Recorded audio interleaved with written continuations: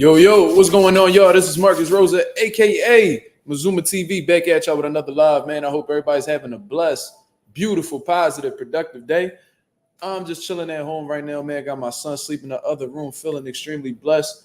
On the road to 3K, we hit the mid-2100 mark. Shout out to the nation and the mob for making this possible, man. I'm going to let a few of y'all get in here, man. Hit the like button as soon as you come in. It is very much appreciated for, pretty much everyone that's been contributing to the channel. You know what I mean? The cash apps, you know what I mean? The super chats, the conversations, people hopping on the live and expressing their opinions, man.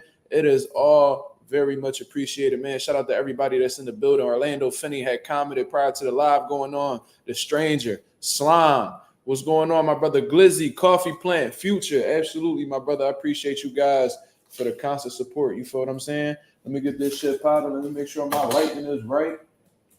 You feel what I mean? Let's make sure the lighting is right. Oh, yeah, we definitely. Let me see. Let me turn that shit down just a little bit. Hold on. Yeah, let me bring that down just a little bit. Yeah. We definitely official, man.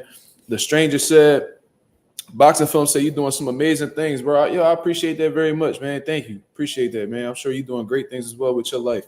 The Stranger says, we got a lot to chop up, bro. This Canelo, Berlanga'S shit is ridiculous. Yeah, we definitely going to talk about that, man.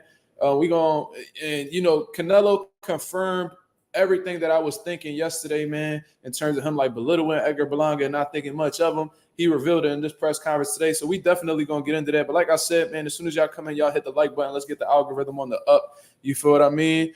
We're going to speak about some things, man. We're going to speak about Canelo disrespecting Berlanga'S skill set. Turki Alalshikh no longer being interested in the Canelo fight for Terrence Bud Crawford. What's next for Terrence Bud Crawford because the Canelo Alvarez fight is off of the table?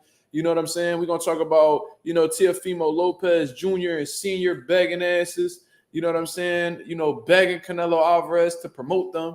You feel what I'm saying? We going to speak about all this shit, man. Shout out to everybody that's in the building. And shout out to my boy Slime with the $2 cash app, man. I appreciate you coming through and showing love, my brother. The little things, the little super chats and things like that, man, they make a huge difference. And, it lets me know that I'm doing a good thing. So shout out to my boy Slime in the building. You feel what I'm saying? Shout out to my boy Ralph. You know what I'm saying? He said, Glizzy said, yeah, turn it down. You activated ultimate light skin. Yeah, my fault. Yo, what's crazy, bro? Like in the summer, I usually get real dark and shit, man. But I haven't been in the sun not one time this summer, bro. I've been grinding so crazy. I mean, I was, the beginning of the summer was my son's first birthday, so I was just worried about that.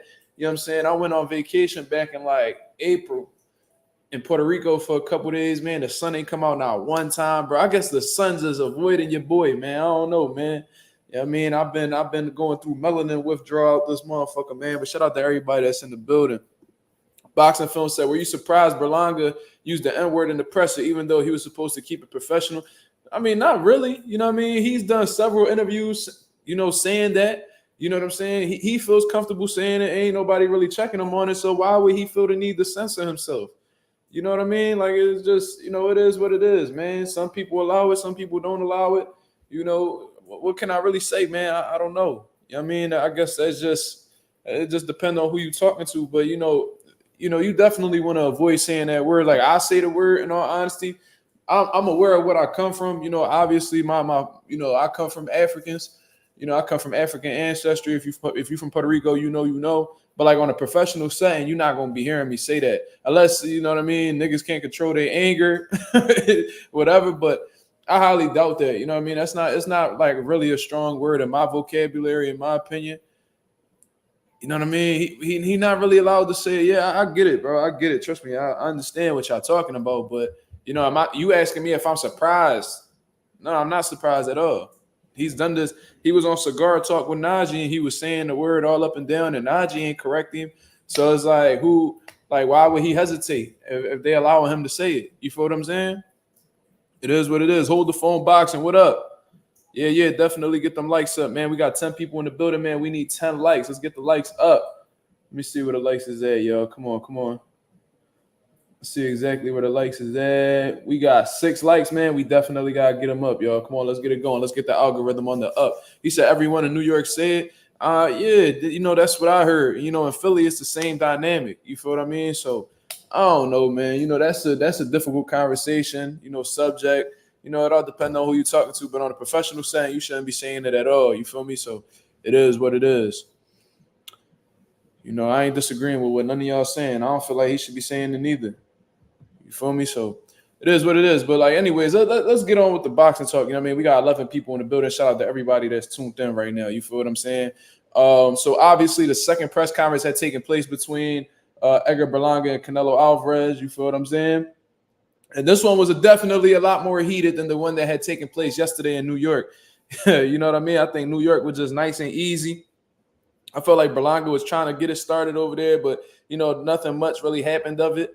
You know what I mean? It was just a little bit of jokes back and forth with the whole dreaming situation. But this one was definitely a little bit more, you know, a lot more tension in the building. You know what I mean? And it was just tension all around the board, whether we talking about, you know, Caleb Plant being in the crowd, you know, Edgar Berlanga's dad, I believe, for some reason, getting involved with that, which we definitely going to speak about that. You know what I mean? And, you know, Canelo Alvarez just telling him how he really feel about him. I think Canelo was trying to play it cool at first and just be like, yo, look, man, like, you know, I think this is a good fight for the fans. It's Puerto Rico versus Mexico. We're going to get it popping. It's going to be an entertaining fight. But now he really telling Berlanga exactly what he feel about him, because Berlanga felt like running his mouth. He got a little bit arrogant, cocky, whatever you want to call it. And Berlanga and Canelo let him know what it is. He's like, bro, like, you don't add up to none of these niggas I done fought. You think you like that. You see what I'm saying? And you really not, bro. Like, Canelo's pretty much saying, like, yo, bro, I done had harder fights than you before. You know, I done really fought top guys. You feel what I mean? You not one of them. He didn't rank Berlanga on that list of difficult opponents at all. So it lets you know exactly what Canelo thinks about Edgar Berlanga. And this is what I told you guys yesterday. He didn't say it yesterday, right?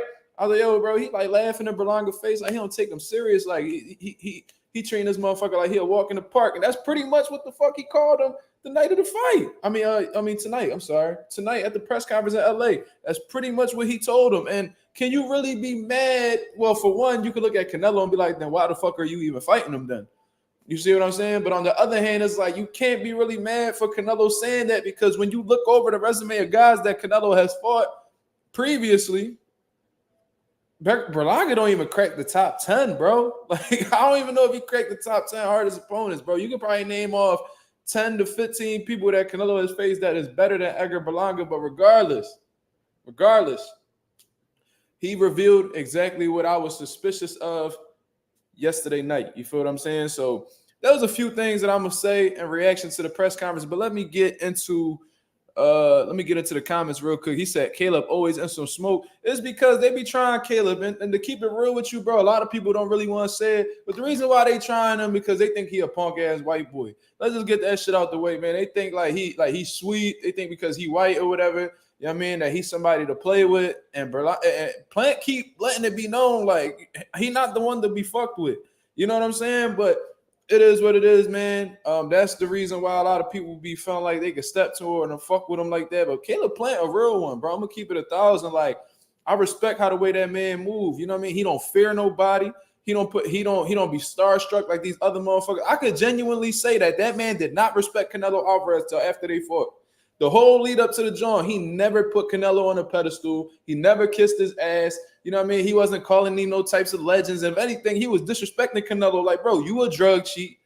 You know what I mean? And you know what I mean? You're a trainer, a fat motherfucker. Like, what we doing type shit. He even put hands on Canelo Alvarez's face in the lead up to the fight. Mind you, he got smacked back. But regardless, bro, they put hands on each other. Nah, he don't get the N. Bro, ain't no way. Don't do that, Glizzy. I don't give a fuck how real Caleb Plant is. He don't never get the pass. Don't do that. That remind me of Mike Tyson. He was like, he told Eminem, he was like, you're the only one I know. You're the only white person I know that knows how it feels to be a nigga. I'm like, yo, Mike just be saying anything like that. That old head motherfucking retarded, bro. But anyways, no, he definitely don't get the N-word pass for sure. He definitely don't. But I get what you're trying to say. Like, he a real one. You know what I mean? He stand out for the rest of the dudes. I get what you're saying. You feel what I mean? But regardless, I'm gonna give you guys my impression of the press conference. You know, Edgar Berlanga, you could tell he was trying to stir the pot a little bit more and trying to play some psychological warfare with Canelo, because you know Canelo was playing it cool and shit like that. But when did that shit really start to get like a little when did it start to get a little, you know, tense up in there? I'm trying to see exactly where it was, but from the earliest I could remember, The earliest I could remember was just like Edgar Berlanga'S dad just talking greasy. You feel what I mean? Just talking crazy. Shout out to my boy Orlando Finney in the building. He said, "What's good, MarkMazuma Nation? 2 things that Edgar's people need to bring to the ring that night are a Snuggie and a pacifier." Told that nigga he need a bobo. That's crazy. Yeah, they had like a little face off or whatever. Yeah, Glizzy, that's true. But I think what really started to accelerate it and get Canelo Alvarez frustrated was the words that was coming out of Edgar Berlanga dead mouth. And this is my whole take on the situation, man. It's always been a pet peeve of mine when the trainers start talking greasy as if they the ones that's going to be fighting. And it always happens to be the parents. You know what I'm saying? I got this theory, right? That trainers, like parents, like fathers that, you know, wasn't shit as fighters growing up, they'll build their sons up to somebody that they never was, and because their son is in a position they wish they were in when they were younger, they start to live through their kids. You see what I mean? That's what I think of Angel Garcia. I think that way of Kenny Porter. Mind you, these are great dads. I'm not discrediting them as fathers, but I'm not gonna sit here and act like they don't live through their kids. You feel what I mean? Remind me of Lonzo. Wait, what the fuck is it? LeVar Ball. These are great dads, by the way. I'm not discrediting them as fathers. Don't misunderstand what I'm saying. Angel Garcia, Kenny Porter, Floyd Schofield's dad, fucking shit. You can even Bill Haney don't really give me that impression because I just think that he be promoting his son. I don't know. Y'all could debate that amongst yourselves. Fucking who else? It's a whole bunch of them, bro. And Edgar Teofimo Sr., shit, we definitely about to get into that conversation. He one of them type people as well. As a matter of fact, let me put my link on here for the people to come through. If y'all want to come through and express your opinions with me, you feel what I'm saying? I'm gonna put the link up here for y'all to see. But yeah, man, like I just don't understand why the trainers be talking so greasy to the fighters. Like it would make sense if the trainer was talking greasy to the trainer. Like when Ruben Guerrero and Angel Garcia was arguing and shit like that, that makes sense because they both in the same lane. They need to be speaking to each other. But I feel like the opposite trainer has no room to be talking crazy to the fighter. I really don't understand that. Like the trainer was like, "Oh, we gonna fuck you up. We gonna fuck you up." Who's we, nigga? Sit your fat, bald-headed ass down. Keep your motherfucking glasses on and just be appreciative that Canelo cherry-picked y'all dumbasses because y'all was not worthy of the fight. You know what I'm saying? So I don't know, man. Like, it shit just rubbed me the wrong way, and I think it rubbed Canelo Alvarez the wrong way as well. It's like, bro, if you're not the one fighting, shut the fuck up. If you're not the one that's going to be putting hands on Canelo, you know what I mean, in the ring with him, bro, stop talking, bro. Like, you just sound corny. You sound hella corny, bro. We got 2 people in the building. My boy Slime in the building, and my boy the Stranger. What's going on, my brothers? What's going on? What's the word? What's the word? I mean, hey, what's up? What you just said reminded me of the Devin Haney Prograis fight. You remember how Prograis' trainer was talking to Haney? The strength and conditioning. Yeah, talking all that mess. Oh, you know, you're not from the streets. You was, you know, schoolboy and all this other foolishness, and look how that turned out. Yeah, it just rubbed me the wrong way when trainers start talking like they the fighters. And listen, I'm a trainer. You feel what I'm saying? So I understand the factors that we play in our fighters being successful. You know what I'm saying? I'm sure they trying to come up with the best game plan possible to dethrone Canelo. Hold on, y'all. Hold up real quick. Yo, next time you disrupt my live, it's gonna be smoke, all right? Next time you do that, it's gonna be smoke. Don't ever do that again. Nah, I'm just fucking with y'all. Can y'all hear me? Yeah. Oh, Slime said he can't hear. 1 second, I can't hear you guys. Hold on. Let me back out and come back. Nah, I was just fucking around. Yo, Mark, you ever dealt with that? You ever dealt with a opposite when you had to join a fighter that you was training? You ever had to deal with an opposition fighter's corner who was just talking that mess? Or in the pros, yeah, the trainers do be talking kind of crazy sometimes. We had a few little altercations like that, but like in the amateurs and shit, motherfuckers keep it cool. You know what I'm saying? I feel like I'm well known enough where they don't really talk crazy to me. It'd be all respect in the amateurs. My fault for that. My fault.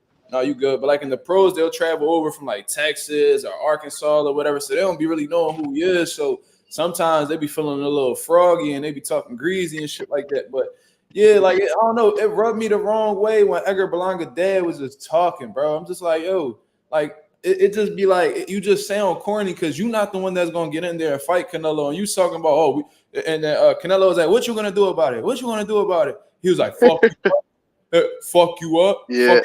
Nigga, you not gonna do nothing, nigga. When your son got up, where was you at? You was still in your chair. Shut the fuck up, bro. Like, what is you even talking about? He said, please don't do it, son. Like, stupid, bro. Like, it just, that was the one thing that had bothered me, man. Then, you know, moving on from the press conference, you know, Berlanga, he like, shut up. Don't, you shut up when I'm talking. Shut up. Bro, you sound like a kid, like we in third grade or something, my nigga. Like, this sound like how little kids be at, you know, when they got the motherfucking name tags on their tables and shit like that, and y'all just shut up. Or they're like, I'm not touching you. Like, that's the vibes it gives me, bro. That's the vibes it gives me. Like, you, like, it's just weird young bullshit. You feel what I mean? And like Canelo just sitting there like, yo, like, you not really like that. You feel what I'm saying? He was like, yo, you ain't. And then Berlanga had the craziest response, bro. And I want to get y'all take on this, because this is actually a great question. They had asked him a pretty tough question. You feel what I'm saying? It was like, yo, like, I forgot exactly, like, I'm paraphrasing, of course, but they said something along the lines of, yo, like, Canelo has fought like all these top dogs. What are you gonna bring to the table that's different from what the fuck Canelo's opponents had brought to the table in the past? And you know, Berlanga was just sitting there like, you could tell like he was just trying to find an answer, because, yo, bro, let's just keep it 1,000, bro. Berlanga knows for a fact he should not be on that motherfucking stage, and he hasn't shown anything in that boxing ring to prove that he is on the level of Canelo Alvarez or even possibly defeating Canelo Alvarez, right? So he sits there and he says, yeah, man, you know, it's all about, intelligence, ring IQ. You know, when you fighting at a high level, that's what it comes down to. And automatically, like, all these red flags that start popping out my motherfucking head. It's like, bro, how would you know that? When have you ever fought at a high level? When? What elite guy have you faced for you to know that? And then it just came back to confirm what I was thinking. Like, yo, this dude is completely inexperienced. Like, he telling motherfuckers what they want to hear, but he don't know that for sure. You haven't experienced this, so how the fuck, bro? How can you talk about the high level? How can you talk about what it takes to thrive at a high level when you've never been there? You've never been there. So I'm gonna start with the Stranger. I'm gonna leave Islam for a second. What you think about that, Stranger? What you think about Berlanga's answer and, you know, shit like that? You hear me, Stranger? First of all, yeah, I can hear you. Can you hear me? Yeah, I hear you, brother. First of all, man. I'm just gonna say I'm glad he didn't bring up the whole Mexican Puerto Rico thing again. I'm glad he didn't say that. No, they did. They did. I didn't stick around. Oh, wow. Like, because Canelo, and I fought to cut you off, but they did, bro. They keep bringing it up because Berlanga was like, Canelo was like, yo, like, you know, I ain't showing him any type of compassion. Like, there's no mercy. Like, pretty much said, like, I'm coming to hurt you type shit. And they asked Berlanga, yeah, what you think about Alvarez saying he ain't showing no compassion? He was like, well, you know, he Mexican, I'm Puerto Rican, so you already know how that go. That's like, bro, stop saying that this is Mexico versus Puerto Rico, bro. When you look through the history of PR versus Mexico, these were solidified world champions, fucking Hall of Famers, all-time greats, whatever you want to call it. When I think of Mexico, and I can even include like the Mexican Americans, the Puerto Rican Americans, like Tito Trinidad versus Fernando Vargas, that's PR versus Mexico. Miguel Cotto Margarito, that's PR versus Mexico. You know why? Because these dudes was already solidified. These guys were already champions and amongst the best in the world. Berlanga is not that. This is a cherry pick at his finest. Let me ask you a question. Would you have rather him saying what he said, or would you rather him just keep going with the whole PR versus Mexico bullshit? Like, what would you rather him stick with? Who, Berlanga? I'm sorry, can you hear me? Yeah. Berlanga? What did he say? What you talking about? No, I'm saying, would you have rather him continue talking about all his skill set and how far he's come in boxing, or would you have rather him just stick to the whole Mexican versus PR? I would rather him just speak about the skill set, even though they both cap. I like No cap. I think like you should be confident in your abilities. You know what I'm saying? But to call this a Mexico versus Puerto Rico historical fight, bro, it's not that, bro. It's a great At all. Mexican fighter cherry picking a subpar Puerto Rican fighter. This is not PR versus Mexico. Below subpar, because he is basura.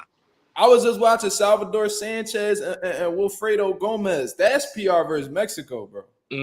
That's a great fight too. Wilfredo Gomez, the greatest, arguably the greatest 122-pound fighter of all time. Salvador Sanchez, one of the greatest Mexican fighters that ever lived. Like, this is what you talking Rest about. in peace. That's what it is. Orlando Finney said Camacho versus Chavez. Yes. That's what I think of when I think of that. I don't think of no fucking Edgar Berlanga and Canelo Alvarez, bro. I'm sorry, I don't. No, I agree with you. I just want to say one last thing before I pass it to. Oh, I'm sorry. Go ahead. No, go ahead, brother. Oh no, I was just gonna tag on to what Mark said. First of all, the first conference they had in New York, Canelo was sounding like a like a politician, so just speaking bullshit that we all knew was bullshit, and he knew it was bullshit, but just the people want this fight, because they asked him, though, why not Benavidez? And we all knew the answer, and he knew the answer, but he's gonna stick to the line of, this is a good fight, Mexican versus Puerto Rican, and I'm not gonna lie to you, man. This is hard. It's hard being a boxing fan when you have things like this. It's really hard, at least for me, because it's like, why are we? Come on, man. And the funny thing about it. One last thing. The funny thing about it is his team already released a statement talking about what they're gonna do next. This fight hasn't even happened yet, and they're talking about what they're gonna do next. That shows you the respect they got for Berlanga. Bro, Berlanga's a fucking warm-up, bro. He's a warm-up. He's a tune-up. Berlanga, on some real shit, bro, and I mean this shit. I'm pretty confident in this. I don't think Berlanga will last in the Canelo training camp being a chief sparring partner for 6 weeks. I don't see that, bro. I think Canelo would pack him up and sparring. He would be like a subpar sparring partner. You feel what I'm saying? Because it's like, all right, Berlanga got power, but outside of that, once we've seen fighters, lower level fighters, be able to neutralize Berlanga power, and he's literally harmless, bro. I'm not gonna say harmless, but like he's nothing special. You feel what I mean? You take his power away, or if you're able to take his power, which we've seen fighters do, bro, there's nothing much to him. You feel what I'm saying? And then on top of that, we seen Berlanga not react well to getting hit with certain shots, whether it was in real fights or sparring sessions. You mean to tell me that he getting hurt with 16, 18-ounce gloves on, and he going to take a flush shot from Canelo Alvarez with some 10-ounce gloves, bro? Get the fuck out of here, bro. Not just with 16-ounce gloves on, by a person who's 2 weight classes smaller than him. Lubin, he was holding on to Lubin for dear life, bro. And Lubin laughing at him while they sparring and shit. He was singing the Beyonce song. He was like, I'm a survivor. Like, if you was training him, what would be your game plan for him? Who? At least Berlanga. If you was training him, that's a good question. If you was training him to go against Canelo, what would be your game plan to neutralize Canelo? Listen, man, we not even like, if I was training Berlanga to get ready for Canelo, bro, I would not even be worried about the skill set department. I wouldn't, because there's such a huge gap in skill set between the two that it's not gonna be fixed in one fucking training camp. It takes years to develop skill. You feel what I mean? Yeah. The experience department, there's nothing we could really do about that. What I would do in all honesty, which ain't really fucking, might not even work at the end of the day, was really push Berlanga's conditioning to the next level. Like, I would just get him in the best fucking shape possible. So, you know what I mean? He could try to outwork Canelo Alvarez for 12 rounds, but being that Edgar Berlanga is a power puncher, he don't throw that much punches. So I don't think his conditioning is built to consistently throw punches for 12 straight rounds. You know what I'm saying? I would just work on his conditioning. You know what I mean? That way, if he do get hit with a shot, he might be able to recover quicker. I would just really be pushing his conditioning and really getting them rounds in. You know what I mean? Get a lot of rounds in the sparring and shit like that. That's what I would really do. And like the game plan will be to just overwhelm Canelo with volume. You know what I'm saying? Like that's really the only thing. I can't really sit here and act like I'm gonna turn him into a defensive specialist overnight and he gonna be, you know what I'm saying? Like it's such a huge gap in experience and skill set and all of that there's nothing that a trainer could really do within 6 weeks, bro. Damn, so you want him to get inside with Canelo? I wouldn't necessarily say get inside because that shit would definitely play in Canelo's favor. I'm just saying to outwork the man. You know what I'm saying? Like, you know, just go about it round by round basis. You see what I mean? New round, just try to outland him, outthrow him. You see what I mean? Just keep the jab on him, combinations flowing. Don't allow Canelo to be first. Just try to out hustle the man every round. Don't allow him to set his feet, all that shit. But, you know, that's easier said than done. Canelo Alvarez, you know, he's really good at walking to his opponent, walking them to a certain location in the ring that he wants them, and he rips away combinations. Berlanga's going to be on the back foot and be extremely uncomfortable, bro. Because he's not accustomed to going backwards. When have we ever seen Berlanga go backwards in a fight and look comfortable while he was doing it? Like, it's just not going to happen, What about you, Slav? What do you think Berlanga should do? Who? Like Mark said. Like Mark said, I think he should just try to fight. Like personally, me, I think he should try to like keep him busy with the jab and then like shoot with combinations whenever he gets the chance, because that's really what's gonna keep Canelo on his toes. You feel me? Like keep him at distance with the jab. As soon as he get close, just start flurrying, start ripping flurries. He got a significant reach advantage over Canelo. He is a lot more taller than him. Yeah, that's what I'm saying. You know what I'm saying? So he really is taller than him. I noticed that. Yeah, so you know the reach disparity gotta be, you know, the reach advantage gotta be a little significant too. So, you know, I would keep it an outside fight and just try to keep him at the end of your punches, bro. Yep. Like, and don't allow that man to get you to the ropes. You tie that motherfucker up, you do something. You gotta keep that shit in the center of the ring for as long as you can. Like, but like I said, this is easier said than done. The only thing I see Berlanga bringing to the table is honey packs. That's it. Yeah, this nigga's crazy. Oh man, this nigga said honey packs. So all right. So how many rounds you think Canelo gonna get him out of there? Like, if you had to guess. Canelo said 4 or 5 or Canelo said 8. He said it's gonna be 8. Canelo said 8 rounds of pain. Canelo being generous. Canelo's being generous. But Canelo kind of is a slow starter, right? Unless this nigga just go ape shit in the beginning and he forced Canelo to fight, it might end quick. But like, you know, if Canelo just cruising, you know what I mean, he probably gonna start the first 3 rounds off slow and then just start picking it up from the 4th round on, which is probably why he's saying 8, because he gonna you know what I mean, he gonna have a little fill out. He probably gonna have a couple fill out rounds, see what type of time Berlanga on, start looking for the opening, and once he find them, you know what I'm saying, then he start putting his shit together. But I think as soon as he start letting his hands go, it's gonna be the beginning of the end. You know what I'm saying? That's what I personally think. Boy. Canelo dropped Munguia in the 3rd, so I wouldn't be surprised if he sparks him in the 3rd. And the reason why he got dropped in the 3rd was because Munguia was forcing Canelo's hand. Munguia was letting them hands go. He was hitting Canelo with some shit, and Canelo was like, "All right, like you forcing my hand now, so let me hit you with some shit to calm you the fuck down." Right, so like now you're doing too much. Yeah, he's like, "All right, now, you know what I mean? You like I was trying to chill type shit, but you know what I mean? I guess we just gonna have to do this." You know what I'm saying? So that was what it was. And then Canelo started turning up at the end, hurting Munguia to the body and shit like that. And that's another thing. Yeah. Like, Berlanga ain't never even been hit with no flush body shots in his professional career. None of that shit. How the fuck we know he gonna be able to stand up to any type of punishment in this fight? He's not. That's another thing. Do y'all think Berlanga publicly ducked Morrell and David? Because he said those two can't sell.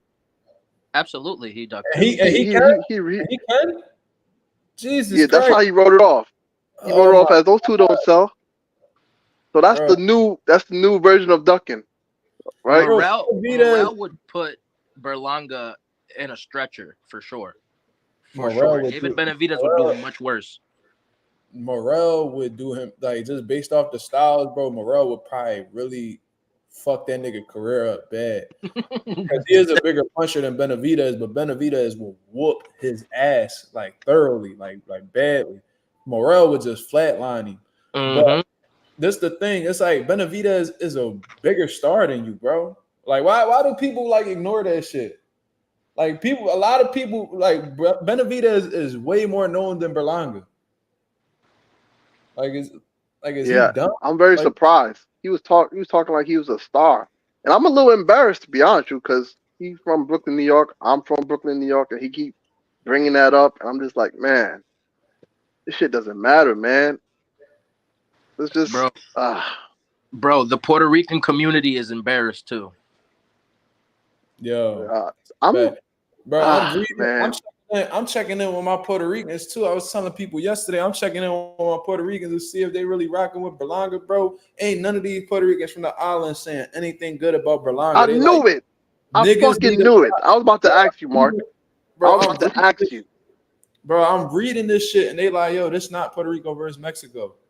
You know what I'm saying? Like they clowning. I knew it. Bro. Don't nobody fuck with that nigga, bro. I'm telling you. And this for it's Mexico versus a bum. Yeah. It's really what it is, because Berlanga, he hasn't in any of his fights has shown me any type of skill besides just punching power, and it's not even that good. He said like he's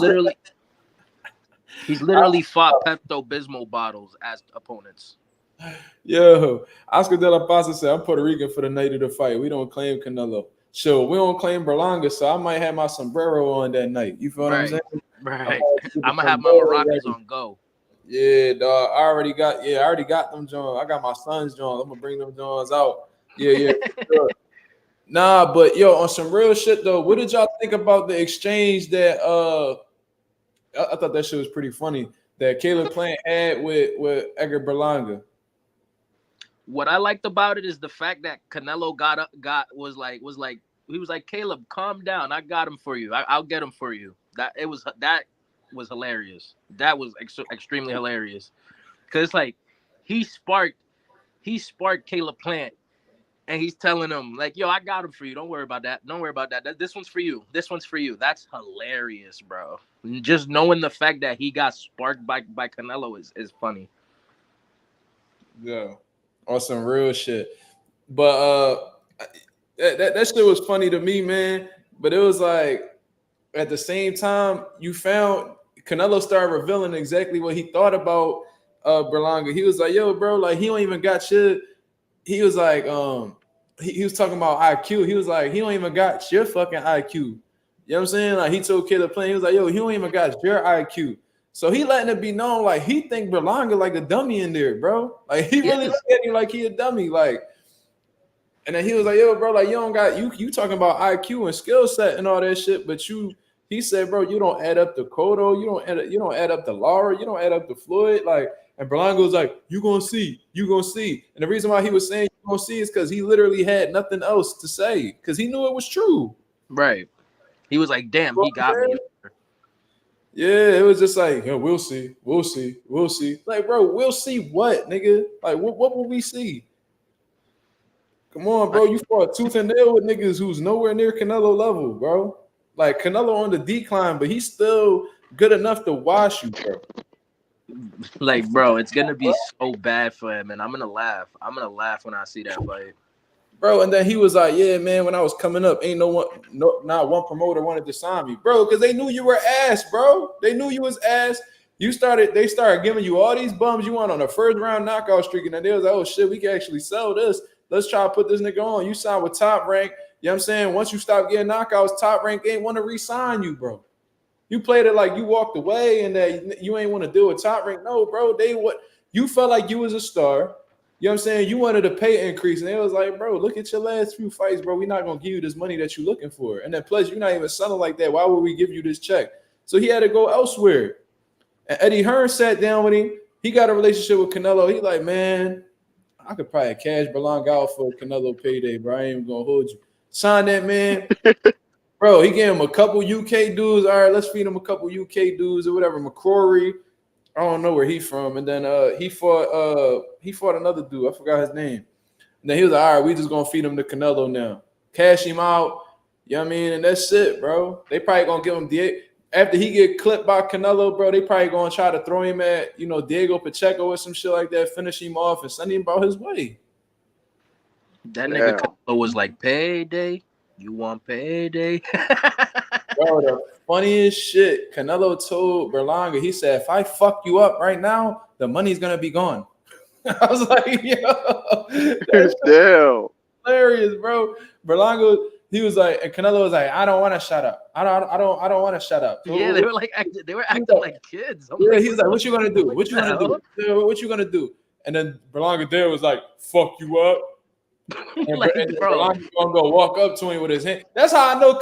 Yo, he got up like he wanted to do something with Canelo, bro. But then you gonna have your hands out here while you walking to him, acting like he won't piece the shit out you, dickhead. Like, what the fuck is you doing? You got your hands up. You got your hands out here, bro. You not on that type of time, bro. Like, I don't even know why you trying to step to that man like that. He was like, if I fuck you up right now, the money is gonna be gone. Bro, that shit was fucking hilarious. He's like, so take it easy. Take it easy. I take my hat off to Canelo's English. It's funny. Bro, it's good. It's good. It is getting better. That shit was the best. Like, and Berlanga like, he see it in my eyes, he see it. And Canelo was like, yeah, fear. Oh, damn. Joe. Canelo was frying him the whole time, bro. Canelo might make me a fan again with that dumb shit. I don't know about all that, man. I'm glad that Canelo was doing something because Berlanga was giving him too much respect. Yeah, but it's like now it just feel like you faking it now. You know what I mean? Like your thoughts and opinions on Canelo not going to change in one night. Like he literally was in New York calling him all types of legends and exactly. Exactly. You're right. Breakfast Club. He admitted on the Breakfast Club. He was like, yeah, man, like they was like, yeah, man. So you looked up to him growing up. He was like, yeah. Same shit Jermell Charlo was talking about, bro. Jermell and Canelo the same fucking age. And he was talking about how he idolized Canelo. As soon as he said that, I was like, bro, it's a wrap. You got too much respect, bro. It's like it's not gonna work, bro. You kissing this man ass while you about to fight him. Whole time he don't give a fuck about you and trying to hurt you, bro. That shit don't even make sense, pretty much, bro. So Berlanga, he saying that New York. What's today? Today the 6th. He was on the 5th talking about how Canelo. You know what I mean? He a legend and he's a great fighter and all this shit. Then on the 6th, you talking like you gonna do this and that to him and that you ain't never felt this power before. He don't hit like Triple G. Yeah, nigga, we know you don't hit like Triple G. Triple G was putting shit out, bro, against elite level. Like I'm not gonna say elite, but he was beating way more solid guys than you and winning in an emphatic fashion. You feel what I'm saying? Like you not like that, bro. Like it's just different. I'm trying to tell you. So I mean, what's this dude name? What's this dude name? Not Campbell. The dude that Earl Spence fought to get his first belt. I forgot his name. Kell Brook. Yeah, Kell Brook. He was elite, and Triple G destroyed him. He moved up badly. 2 weight, though. He moved up 2 weight classes though. He wasn't supposed to be there. True. But he was still an elite fighter, you know what I'm saying? Way better, way more skills than Berlanga. Yeah, he was way out of his element with that, man. Eddie Hearn did Kell dirty with that. He shouldn't have never put him in that position. I mean, technically, he put himself in that position because he still signed it. I mean, yeah. Shit, I know if I'm a smart man, I know I wouldn't sign no piece of paper that has 2 weight classes above mine. No, absolutely not. He probably seen the money. Fuck it. So how low do you think Canelo going to go after this win? Like, who's he going to fight next? His team said that they was going to fight in Japan afterwards, and there's a joke going around that he's going to fight anyway. Who the fuck they going to fight in Japan? Anyway. Gonna be fat as shit on that scale. 168, bitch. Yeah. I don't know. I'm gonna have to check. Like if they talk about his next fight gonna be in Japan, you know what I mean? I'm assuming it would probably be against. I don't think they're gonna bring an outsider to Japan. Like if it got to be a Japanese fighter. He going over there to fight. Shit, I mean, he might fight Eddie Reynoso in Japan. Yeah, he might fight the trainer and beat his ass. Yeah, he probably would.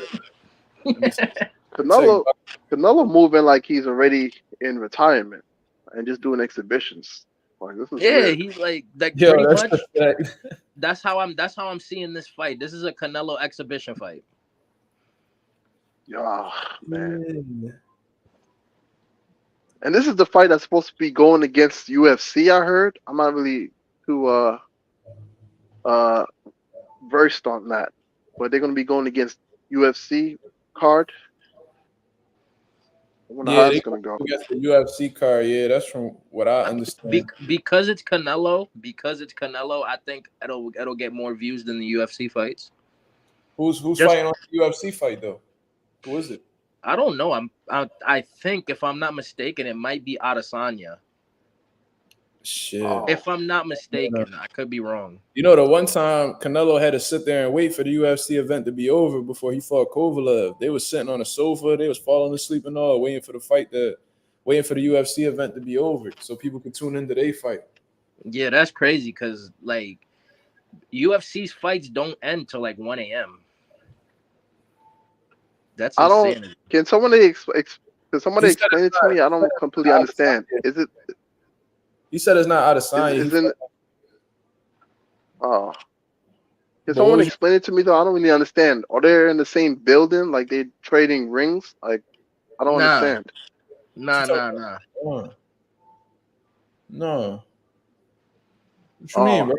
So, because I'm asking, they said they're going against UFC. I mean, why do they have to wait for the UFC? They both got events on the same night. That's what they're saying. So it's like, well, who gonna get the more viewers and shit like that? That's what the problem is. You know what I mean? So like, if the UFC got something going on, that could take away from Canelo's viewership. But Canelo acting like he don't care. It is what it is. You feel me? I mean, UFC fans aren't the same as boxing fans. I would think if someone's coming to see a boxing match, they come to see a boxing match, right? If you come to see a UFC fight. People who like both, though. You feel me? So I think that's what they're concerned about. But regardless, man, that press conference was a little wild. You feel what I mean? They was even doing some little crazy ass gestures on some Diddy shit. They ain't gonna really speak about that. Diddy shit was a little out of pocket. I don't even care to really talk about that. That shit make me feel uncomfortable.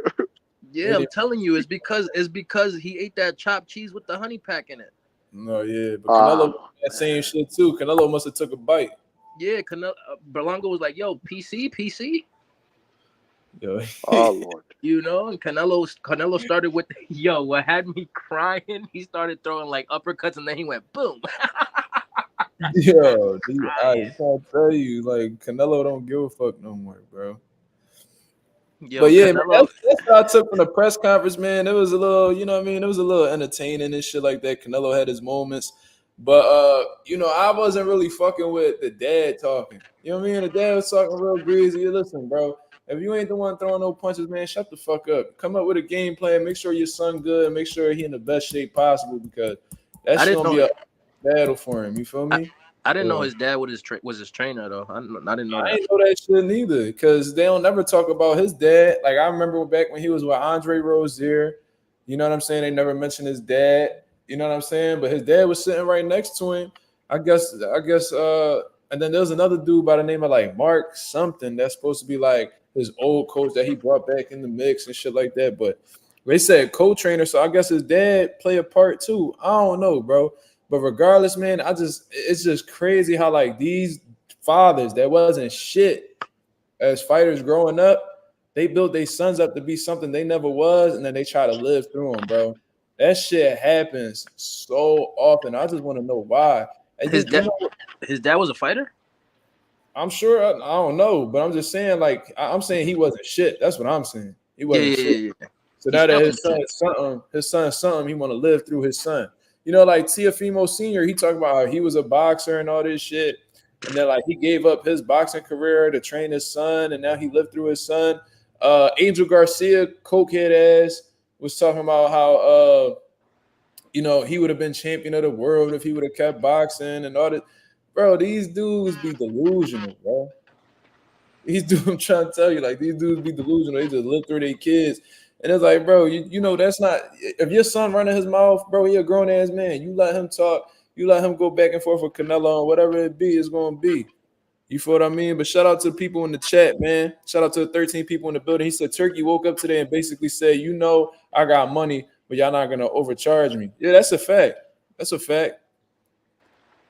Glizzy said, wow, Mark, breaking news. Tio said he'll move up for a boots fight. Man, y'all believe that shit? Y'all believe that shit? No, I actually saw the video. Yeah. I actually saw the video though. So let me see if I could pull that shit up real quick. Tio yeah, Tio talking again. Here we go. I was gonna forget about Tio. I'm glad you brought that shit up, Glizzy. I appreciate you, bro. Because did y'all see that? Yo, this dude Teofimo just want to attach himself. Like, and this how you know he an insecure motherfucker. Because if you know he go around claiming he that dude, right? 2-time undisputed, even though that's cat. You know, he a Hall of Famer at 25 and all this shit. If you genuinely believe that, then why do you constantly go out of your way to try to attach yourself to them dudes who actually them dudes? Did you see when Canelo Alvarez had all the belts and then Tio had a few of his belts and he took a picture with Canelo holding the belts like they was both undisputed? Do y'all remember when Naoya Inoue was like at an award ceremony? He go and he take a picture with Naoya Inoue. Then, you know, now he back over here. Him and Terrence Crawford, he won a world title, and Tio Sr. act like he about to run down on Terrence. They trying to break into the post-fight press conference to, you know what I mean, get some clout off of his name. And now they do it, bro. They went to LA, they stood their ass in LA, and then, you know, now they begging Canelo Alvarez to tell the media to have Crawford fight Tio. Did y'all notice that, bro?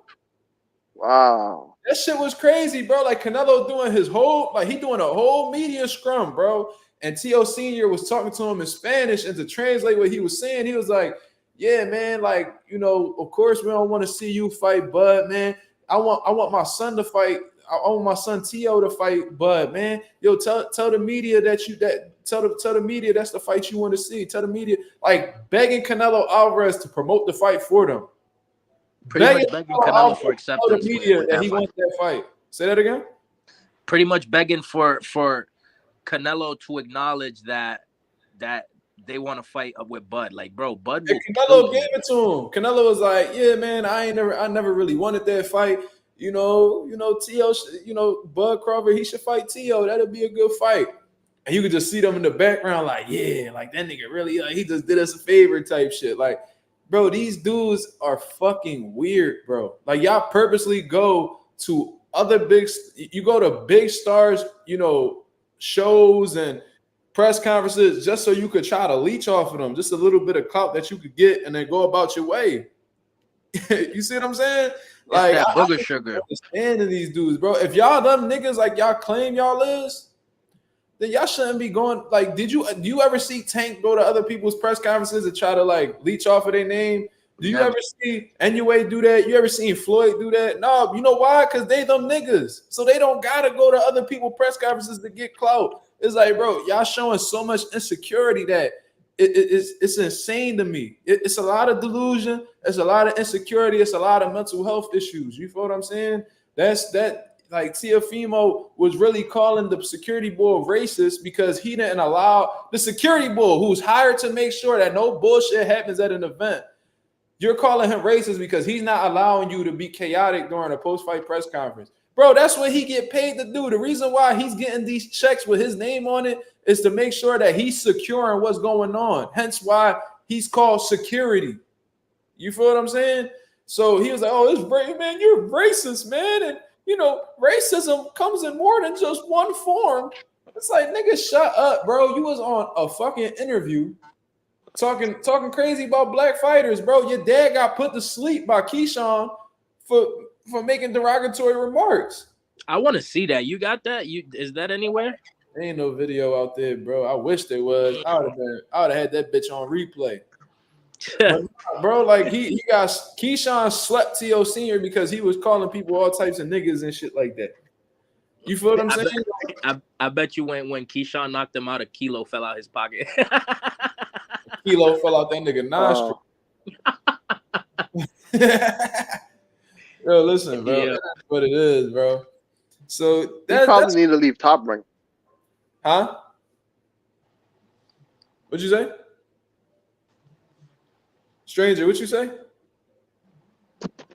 I said I think he probably should leave Top Rank because he's probably not doing him so well. Yeah. Yeah, bro. I mean, I don't know, bro. I think they locked themselves in a deal and they just gotta abide by that deal. You feel what I mean? That's what I think going on in all honesty. But yeah, bro, that's some real shit, bro. Shout out to everybody that's in the building. We got 18 people in the building. If y'all could hit the like button when y'all come in, it'd be very much appreciated. Let me tune in with the chat. As a matter of fact, let me put the link up to see if anybody else want to come through and show love to the channel. A key falling out his nostril. Yeah, that's exactly what happened. Fell out that nigga nose. Should just dropped out. I'm not gonna lie. I'm smoking on Berlanga early. Oh, early. This hookah's busting. That shit got you lightheaded? Nah, not really. Well, it ain't Berlanga then. You know what I'm saying? Because when he get hit, he get lightheaded. So if it ain't nah, it's just whack like him. Some Reggie. Some mids. Damn. Coffee plus. So he just watched his dad get slept. That's exactly what happened, sir. And this is the Teofimo Lopez that wants you to believe that he liked that. I remember he was talking about, yeah, man. he was like, yeah, man, I'm from the streets. Nigga, anybody, bro, right hand of God, bro, on my son. My son's sleeping in the other room right now. By the grace of God, thank God that I knew somebody who was actually a police officer, because if I did not know that person, I would have been serving time for assault for somebody attempting to put hands on my father. Attempting to put hands on my father. As it should be. You know what I'm saying? So, like, Teofimo watched his dad get slapped. The nigga was snoring in the corner of the boxing gym. And he just watched that shit happen. He was sparring Keyshawn. Hold on, we got a few people that's on here. Shout out to my boy Sean. Will hold the phone. My boy Marky Dan 123. What's going on, my brothers? Damn, we packed on this motherfucker. What's going on? Yeah. Salute. That profile pic, legendary, bro. I don't give a fuck what nobody say. You gotta keep that shit up. Thank you. No. They was calling that nigga Baba Yaga. You peep that shit? You ever seen that, John? The boogeyman? Yeah, they was calling the white boy Baba Yaga and shit from the John Wick shit. That shit. Yeah, all I know is he is a badass motherfucker. Wherever the hell he came from, wherever they found him at, he I'm about to put that as my IG profile pic for sure. No, I'm not even hip to that. None. I'm not even hip to that, dude. I need to see that. Yo, that motherfucker gangster. That's all you need to know. Hey, Sean, what's going on, my brother? Chilling, man. How you feeling? I'm maintaining, bro. I can't complain. Ain't really shit out here going on. I was talking about the whole. Yeah, we was tuned in. We were just talking about Teofimo Lopez being thirsty as shit during that Canelo press conference with Berlanga. You know what I mean? We was talking about Berlanga daddy doing the most. You know, Berlanga, you know, being like, you know, a little starstruck, not being able to answer questions, you know, properly. Canelo was clowning the man. He shitted on the man's skill set. You know what I'm saying?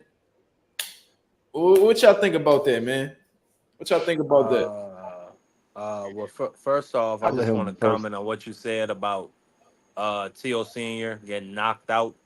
I put it in the chat, but T.O. Senior, when he got knocked out, 35-cent loose change flew out his pocket. That's how bad he got slapped. He got sparked up in there. That's how the old niggas be. That's how the old niggas be. That nigga said a quarter and a dime came out that nigga's pocket when he got hit. Yo, that shit ain't. I was some pennies in there. It wasn't even no job. It was some pennies in there.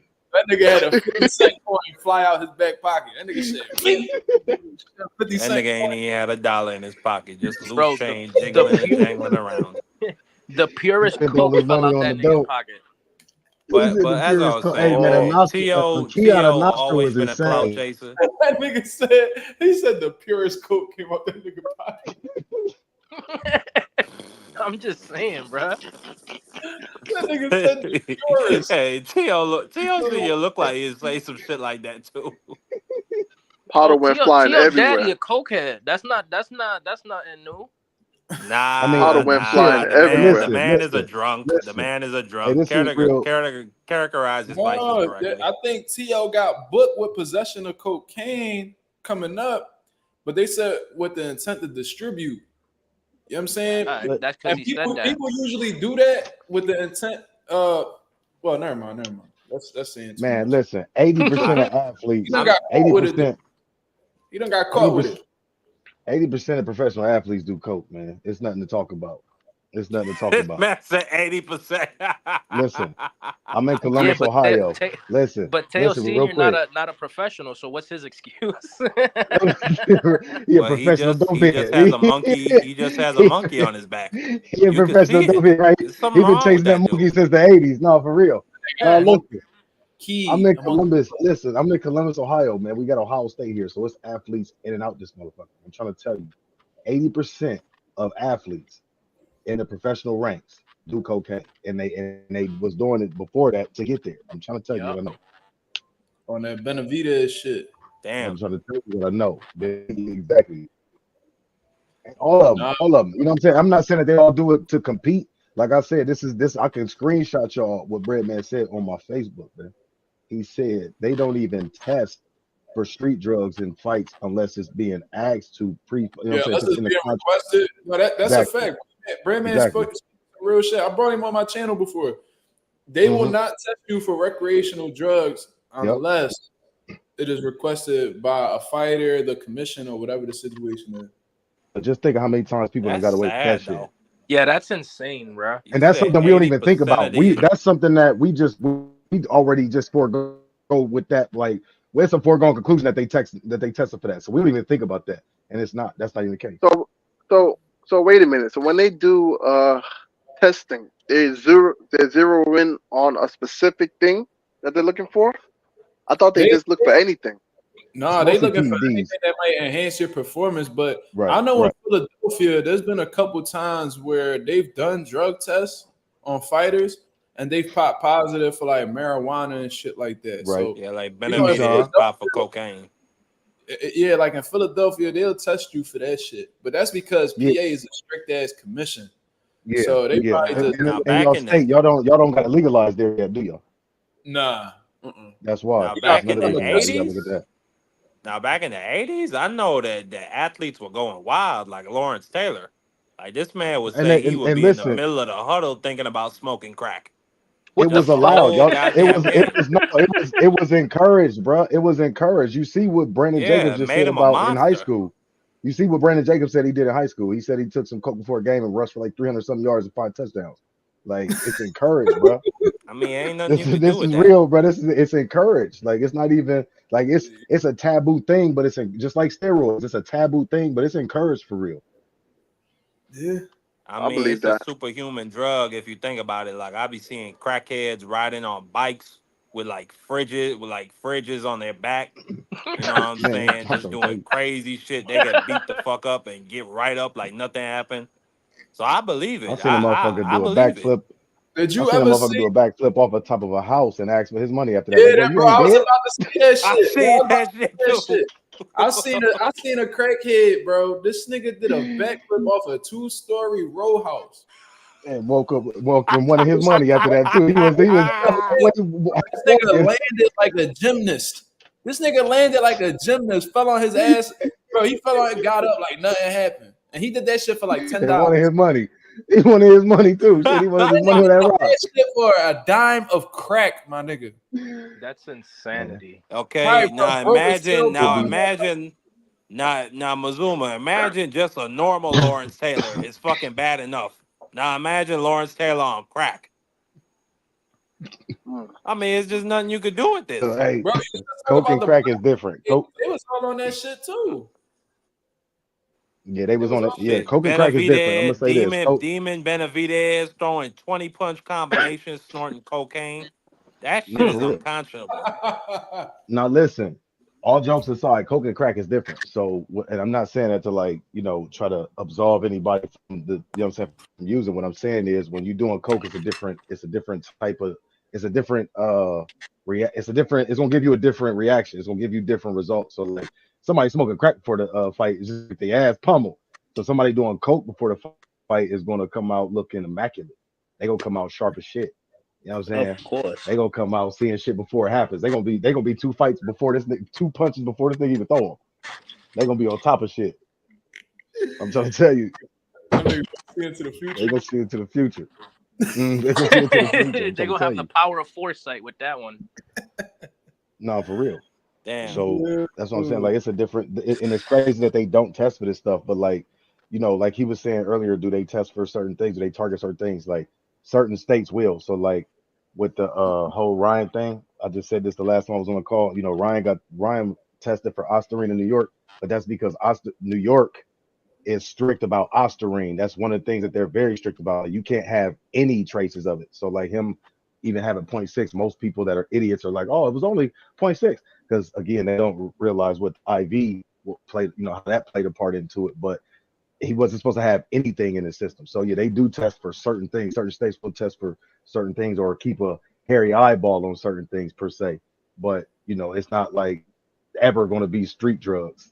They're never going to test for that unless it's being asked by the fighters. And that's going to come with somebody having a history or something. So like I'm sure Benavidez getting that test. Respectfully, I ain't against him or trying to throw him under the bus, but he's been known for having that in his system before. So I'm sure people are asking for that test before the fights. Yeah, that's a fact. That's a fact. So who's gonna need that some cocaine? What? Berlanga. He gonna need some of that coming up. Canelo. He gonna need that for sure. Cause he gonna have to keep getting. I need some early predictions. That nigga gonna need fentanyl to beat Canelo. You crazy? That man gonna need more than coke and crack. You crazy? That man, he gonna wake up dead. Hey, I'm a betting man. I need some early predictions for these fights. I need some predictions. I would say Canelo. I said it yesterday. Canelo under 4.5 rounds. Woo wee! Damn, y'all think he just gonna gun him? Right. What Yep. That's how you catch the bookies. Canelo a slow starter. That's quick, bro. He disrespectful with this Berlanga. Hey, I ain't saying Berlanga the most talented, but damn, 4.5 rounds, brother. Like he's still a fighter. Berlanga gonna come out trying to put Canelo to sleep and gonna get slapped with a counter. If he does that, he's going out in the first. Exactly. If he tries that dumb shit, he's going out in the first. Right. It don't matter how much crack. Now, my mind says knockout. There's so many people that's telling me he gonna fall like Kirkland. I heard like 4 people tell me that. Bro, if he goes out like Kirkland, bro, I swear to God, I will never in his life let him live that down. Everything he posts, I'm gonna just post pictures of that. I swear, everything he posts, it could be non-fight related. I'm gonna just post the picture. Bro, this might be the first time I really root for Canelo on some shit, bro. Might be the first time. If that happens to him, he gonna be talking different from now on. Because every time he talks, it's always some cocky bullshit. You know what? Now that I think about it, I don't even think Berlanga let himself get knocked out. I think he'll get himself disqualified. He'll bite Canelo. And that's what I know. Listen to what you're saying. Hey, you know what's crazy? He probably gonna slam Canelo. He gonna slam Canelo on his head, get disqualified. Yeah, then he gonna sit up there acting all in day. Oh, what did I do? Why you stop the fight for? Why you? Man, nigga, shut up. Hey, shout out to Ralph. Anyway. Ralph they gonna take that nigga whole paycheck, bro. They gonna take Berlanga whole paycheck, bro, and put that shit towards Canelo. Shout out to Ralph, because Ralph literally said that what if he literally said this scenario. He said, "Oh, what if he bite Canelo and they disqualify him?" Man, look, let me ask y'all this: y'all think this is plausible? Look, y'all think this is plausible? That cartel gonna be waiting for Berlanga outside the crib, bro. Oh, he said on the cartel they fighting in Mexico. Where the fight at? They fight Where are they fighting at? That's actually a good question. That's a good question. Yeah, I don't even know. I thought they were fighting up in New York. See. I don't know why. I just assumed. Ain't no way. Ain't no way they fighting in New York. Let me see. They fighting in a bathroom.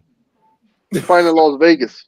Yeah, they fighting in Vegas. Okay. T-Mobile Arena. Now listen, if Canelo getting 80% of everything, y'all think he paying some of these people to take the dive?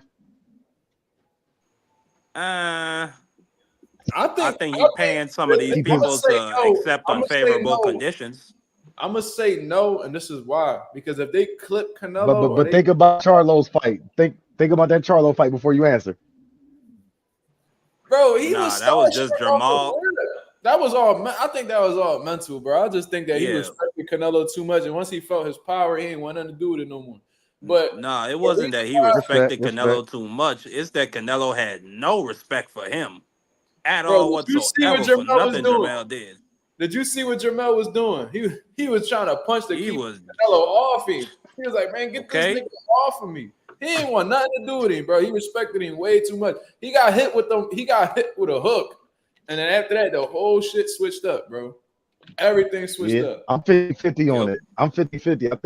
I think it's a chance that Canelo could be paying some people. And I'm not saying it was Charlo for sure, but it just looked weird, Charlo in there. You know what I'm saying? We know in the line that he could beat. And he was just running the whole fight. It's like, bro, you running like a lion, motherfucker. Like, what the hell, bro? So, I don't think Canelo pays people to take a dive. He pays them to take unfavorable conditions. Like Jermell coming up to 168. Kovalev fighting him like 10 weeks after the Yard fight, on top of having a rehydration clause in that fight. Like that's what he does. I don't think he pays for that. He might pay off the judges. I believe that. Remember when he tried to do the MacBook? Wasn't his last fight against people that stepped up? What he tried to do in MacBook? No, Macaboo. What he tried to do? Tried to get him to drain 20 pounds, I believe. He tried to do the same thing to Jack. I was about to say that. He tried to do the same thing to Badu. Because Badu beat Macaboo. So then Canelo was trying to... that really made me think that. He was trying to lock in that 5th division, but he was having like all these crazy demands, and Badu was like, man, listen, I ain't doing none of that shit. I'm cool. He won a very... Right, that's what makes me think that. That's what makes me think that even more, because it's like, I'm not about to help your legacy. I actually want a belt too, motherfucker. You're not about to just pay me off. That's what makes me think stuff like that. I actually agree with Marky Dan, though. I don't think he pay motherfuckers to dive, but he do pay for them to, like, fight in conditions that don't benefit them. I agree with that 1,000%. Yeah, pretty and much. He make it real comfortable for them to lose. That's really what I mean. That's really what I mean is yeah. But no, you good. Go ahead. Well, I was gonna say really what I mean is like giving them so much on the losing end and maybe even a handshake, wink deal afterward to lose. You know what I'm saying? Not just saying make me look great, but just, you know what I'm saying? If you lose, you still gonna be, you know what I'm saying, richer than you ever was. You know what I'm saying? It could be something like that. But we ain't really gotta rest on that. I want to hear what you were about to say though. No, what I was gonna say was, did y'all catch that Canelo interview on Sway in the morning? Nah. I did. He did an interview with Sway, and he was talking about how the fight with Benavidez and shit like that, and the dude was like, yeah, man, like listen, like, in all honesty, because Canelo was talking about he felt like he was really like a middleweight. You know what I'm saying? Like he felt like naturally he's a middleweight, but he fight at 168 because he feel comfortable there. So he was like, yeah, man, considering that you like a natural middleweight, is that why like you don't really want to look into the Benavidez fight because he's so much bigger? He was like, yeah, he comes in 168, then the next day, he's 185, 190. He was like, oh, so is that why? I mean, if you were to fight Benavidez and him being so much bigger than you, would you encourage the rehydration clause? And he was like, yeah, maybe, yeah, like maybe. Like he telling you right there, like, yeah, bro, like I don't want to fight the nigga, but if I do, I'm definitely putting a rehydration clause on his ass. Then right.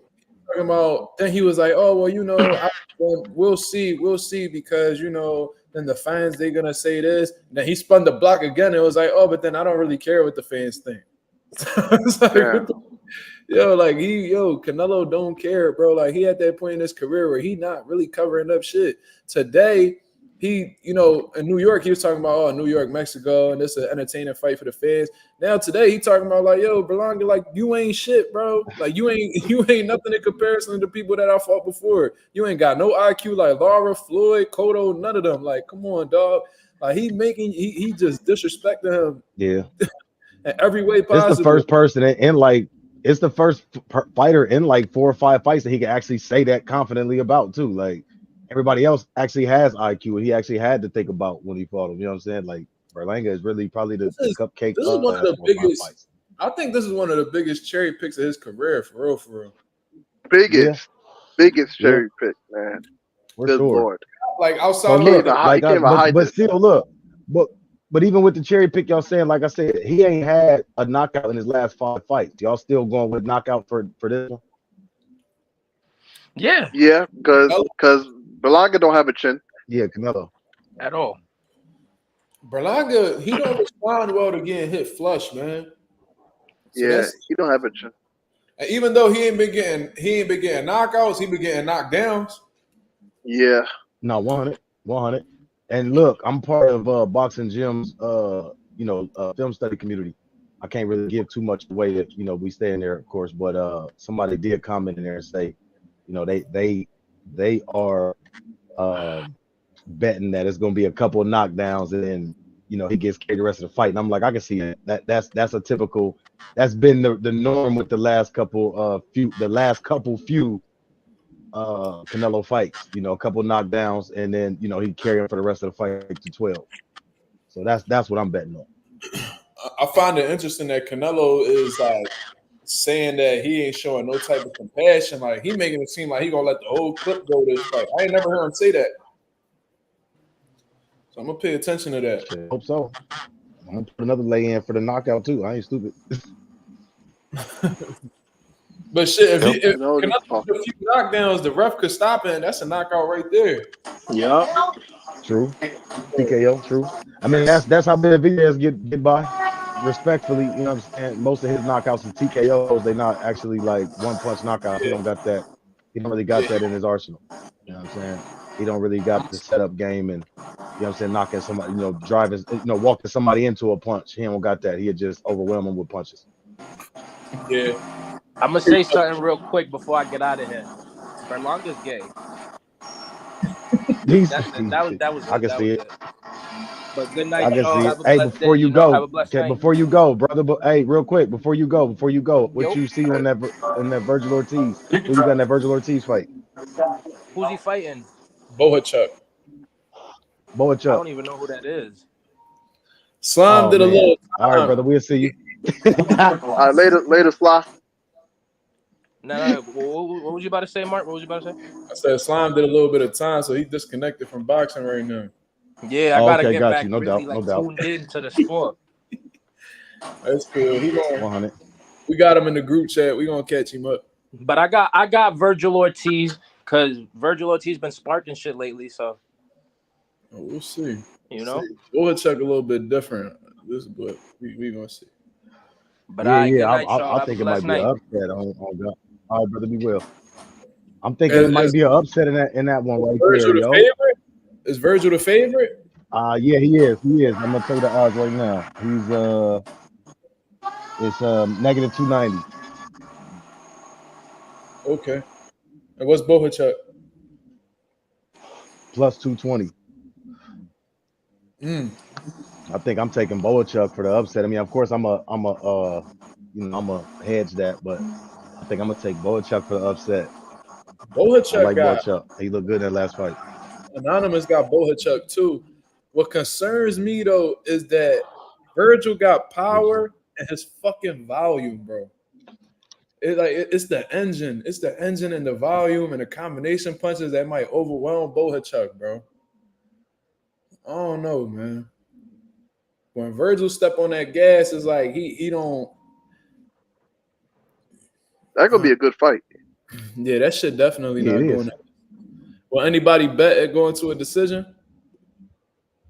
That's hard. Nah, hell no. I mean, what if they sit there and they just try to play chess? Right. No, Or it ain't gotta be. see It ain't that gotta be shit. hesitant. It could be smart, just like we just saw. Just like we just saw with MarkMazuma and nobody saw that going the distance. Nobody was betting to go the distance.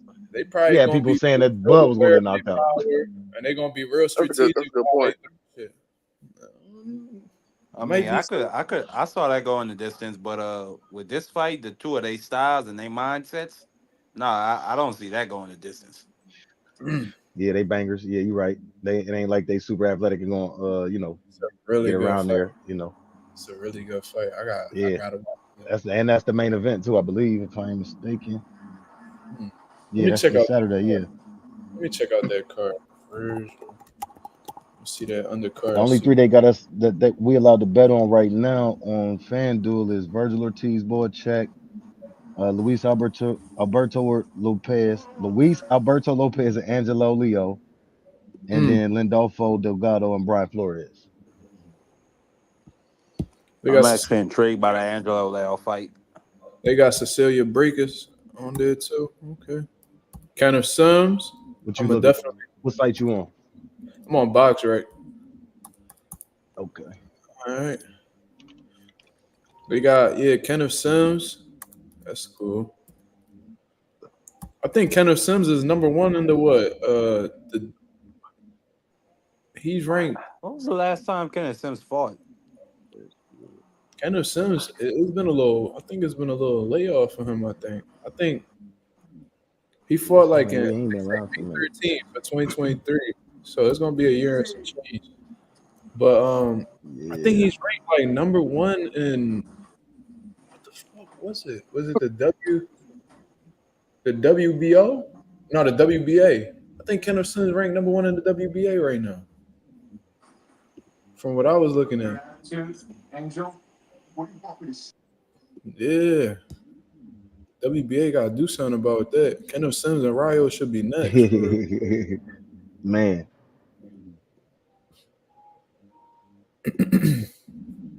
Yeah, that's I would like to see that next before Ryo just go into a tank fight. That you probably right about that. Yo, I was hearing. I don't know if this was true. Did Pitbull got a rematch clause with Ryo? No, if it is true, then his management, they're worth their money. No, because I was watching an interview with Rolly, and they brought it up. They was talking about how Pitbull got a rematch clause. And and Rolly was like, "Oh well, it's a 50-50 fight, whatever." They was talking about that, bro. I'm telling you, I was watching the Rolly interview earlier today. So if that's true, that's crazy, bro. I hope that's not I true. hear about that. That's crazy. Right, man. Yeah. We don't. We could go without seeing that again. Yeah, we don't need to see that. I seen everything I needed to see in that fight. Nobody wants to see adjustments. Yeah, Isak never been the one to make adjustments. In all honesty, I was, the only thing I was surprised about was Ryo's ability to even do that. I never seen him do that before. You see what I'm saying? So I was just surprised that he was disciplined and focused enough to do that throughout the course of 12 rounds, even when he got hit clean. You know what I mean? Because he got hit clean by De Los Santos, and he just completely threw everything out the window and just went into survival mode, just like on some fight or flight shit. He just tried to fight him off, and he got clipped. So I was thinking like it would be a similar situation, but he showed a lot of maturity in there, though. You feel me? So that's what surprised me. I was not surprised that Pitbull couldn't make adjustments. That's who he is. He will always be that. He will never change up. Right. What I'm saying. I'm just glad he lost, man, because I don't want to see him versus Tank again. Like, shit, Tank might fight Ryo now. Man, tell him. Tank's still gonna find a way to weasel out and fight his ass again. Cut that out. He gonna fight everybody but Devin. Oh shit, man. Yeah, he is ranked number one in the WBA. Sims. Yeah, Turkey. He's gonna go for a knockout. Turkey. Man, that Turkey boy, he got. Listen, Turki Alalshikh might have took that Cepeda fight away from Tank, bro. He might have took that Cepeda fight from Tank. Because I knew this was gonna happen. Listen, if Tank got three options, right? Michael Benson told you a few weeks ago it was three options that Tank was looking at according to reports. It was Pitbull rematch, Cepeda, Shakur. Turki Alalshikh got Top Rank and Golden Boy under the same umbrella, and now they said that they just confirmed that he working with Shakur. So there's been reports that Turki Alalshikh trying to set up Shakur and Cepeda. That takes two options off of the table. Who does that leave him with? The dude who beat Pitbull. Are you serious, man? You think he gonna fight Pitbull coming off a loss? Yeah, I mean, he gonna give it to Rayo, bro. Right, you should have saw the writing on the wall. Right. I'm telling you. You should have saw the writing on the wall with that anyway. Sat there. Yo, Calvin Ford sat there and told you, oh, black versus black don't sell. Black versus black don't sell. Yeah. You know, it's when we fight, you know, it's when the blacks fight Mexicans, that's when it sell. What is Rayo? Oh my God. All right. I will say this though. I like the Shakur versus Cepeda fight better than him and Tank. Cepeda and Tank, I mean. I like that fight better. Shakur gonna lose to Cepeda. What? Shakur gonna lose to Cepeda. I think, and I'm not saying that I think he's better. I'm not listening. Just hear me out. Hold the phone. Hear me out. Why you say that? Hold the phone. Just hear me out. All right, the turkey curse. The turkey curse. Yeah, so break it down because I heard that theory, man. You gotta break it down. You gotta tell the people what you talking about. What you mean by that? What's the turkey? All the champions except Bud done lost. And even Jared lost. The one that, it's like every black fighter that go over there is losing. And I'm not saying that it really is a curse. I'm not saying Wait. That's complete. That's circumstantial. Did you just say all the black fighters going to Turkey is losing? Line them up. Jared. It seemed like Turkey only care about Bud. Oh, shot right. AJ I mean, I'm not even saying I'm not even saying he cares about Bud. Bud might just be overcoming the odds. You know what I'm saying? But he definitely put him in there with somebody that could have took him out, which is something that all the promoters over here wouldn't have done. You know what I'm saying? Look how long it took. Now I always said this. Look how long it took them to make their own fight. Now we really can't blame that on them because COVID happened, and you really can't have a fight of that magnitude with no fans in the seats. You know what I'm saying? Then it was a year of Earl ducking, and then a year of the contract negotiations. Other than that, it's like is 0-1-1 with Turki Alalshikh. Anonymous. I know he should have won that fight against Ruiz. Even he got cheated out of that. He said AJ. I mean AJ is butt buddy. You know how that go. I'm talking about Americans. We talking about Americans, bro. We talking about Americans. Like we're getting the fights we want. We getting the fights we want. And this is the thing. This ain't a bad thing, though. Understand, this ain't a bad thing. Fighters losing ain't a bad thing. Them losing not a bad thing. It's only now in this day and age where they only fighting 30, 40 fights before they leave that we look at an O at like, oh man, if I get an O, I can't lose again. It's not a bad thing. And that's really a mind shift that we all need to have with Turkey making all these big fights. You're gonna have more losses come to your favorite fighters if they're fighting the next contender up, how it should be. It shouldn't be bums paying to move up and then we accepting that fight like, oh yeah, well I guess it makes sense. I guess it does make sense for him to fight such and such instead of Dev. Like, no, it don't. In no world does it make sense for Tank to fight anybody but fucking Dev because they've been beefing for 5 fucking years. Now y'all can put it in y'all fucking head if y'all hate a nigga that y'all don't know that much and want to be fucking weird, but it don't make no sense for us to not have that fucking fight. Period. Talk to him. Damn. Motherfuckers is fucking weird, bro. This politics shit been going on so long that motherfuckers think this is how it's supposed to go. Like, no, bro, we complain about this shit week in and week out. And motherfuckers still want to be like, well, Tank don't got to fight him. Well, if he don't got to fight the 1, 2, or 3 best niggas, who the fuck is he supposed to fight then? What the fuck is going on I now, agree man? with you. Sick of these stupid ass niggas, bro. Is getting out of control.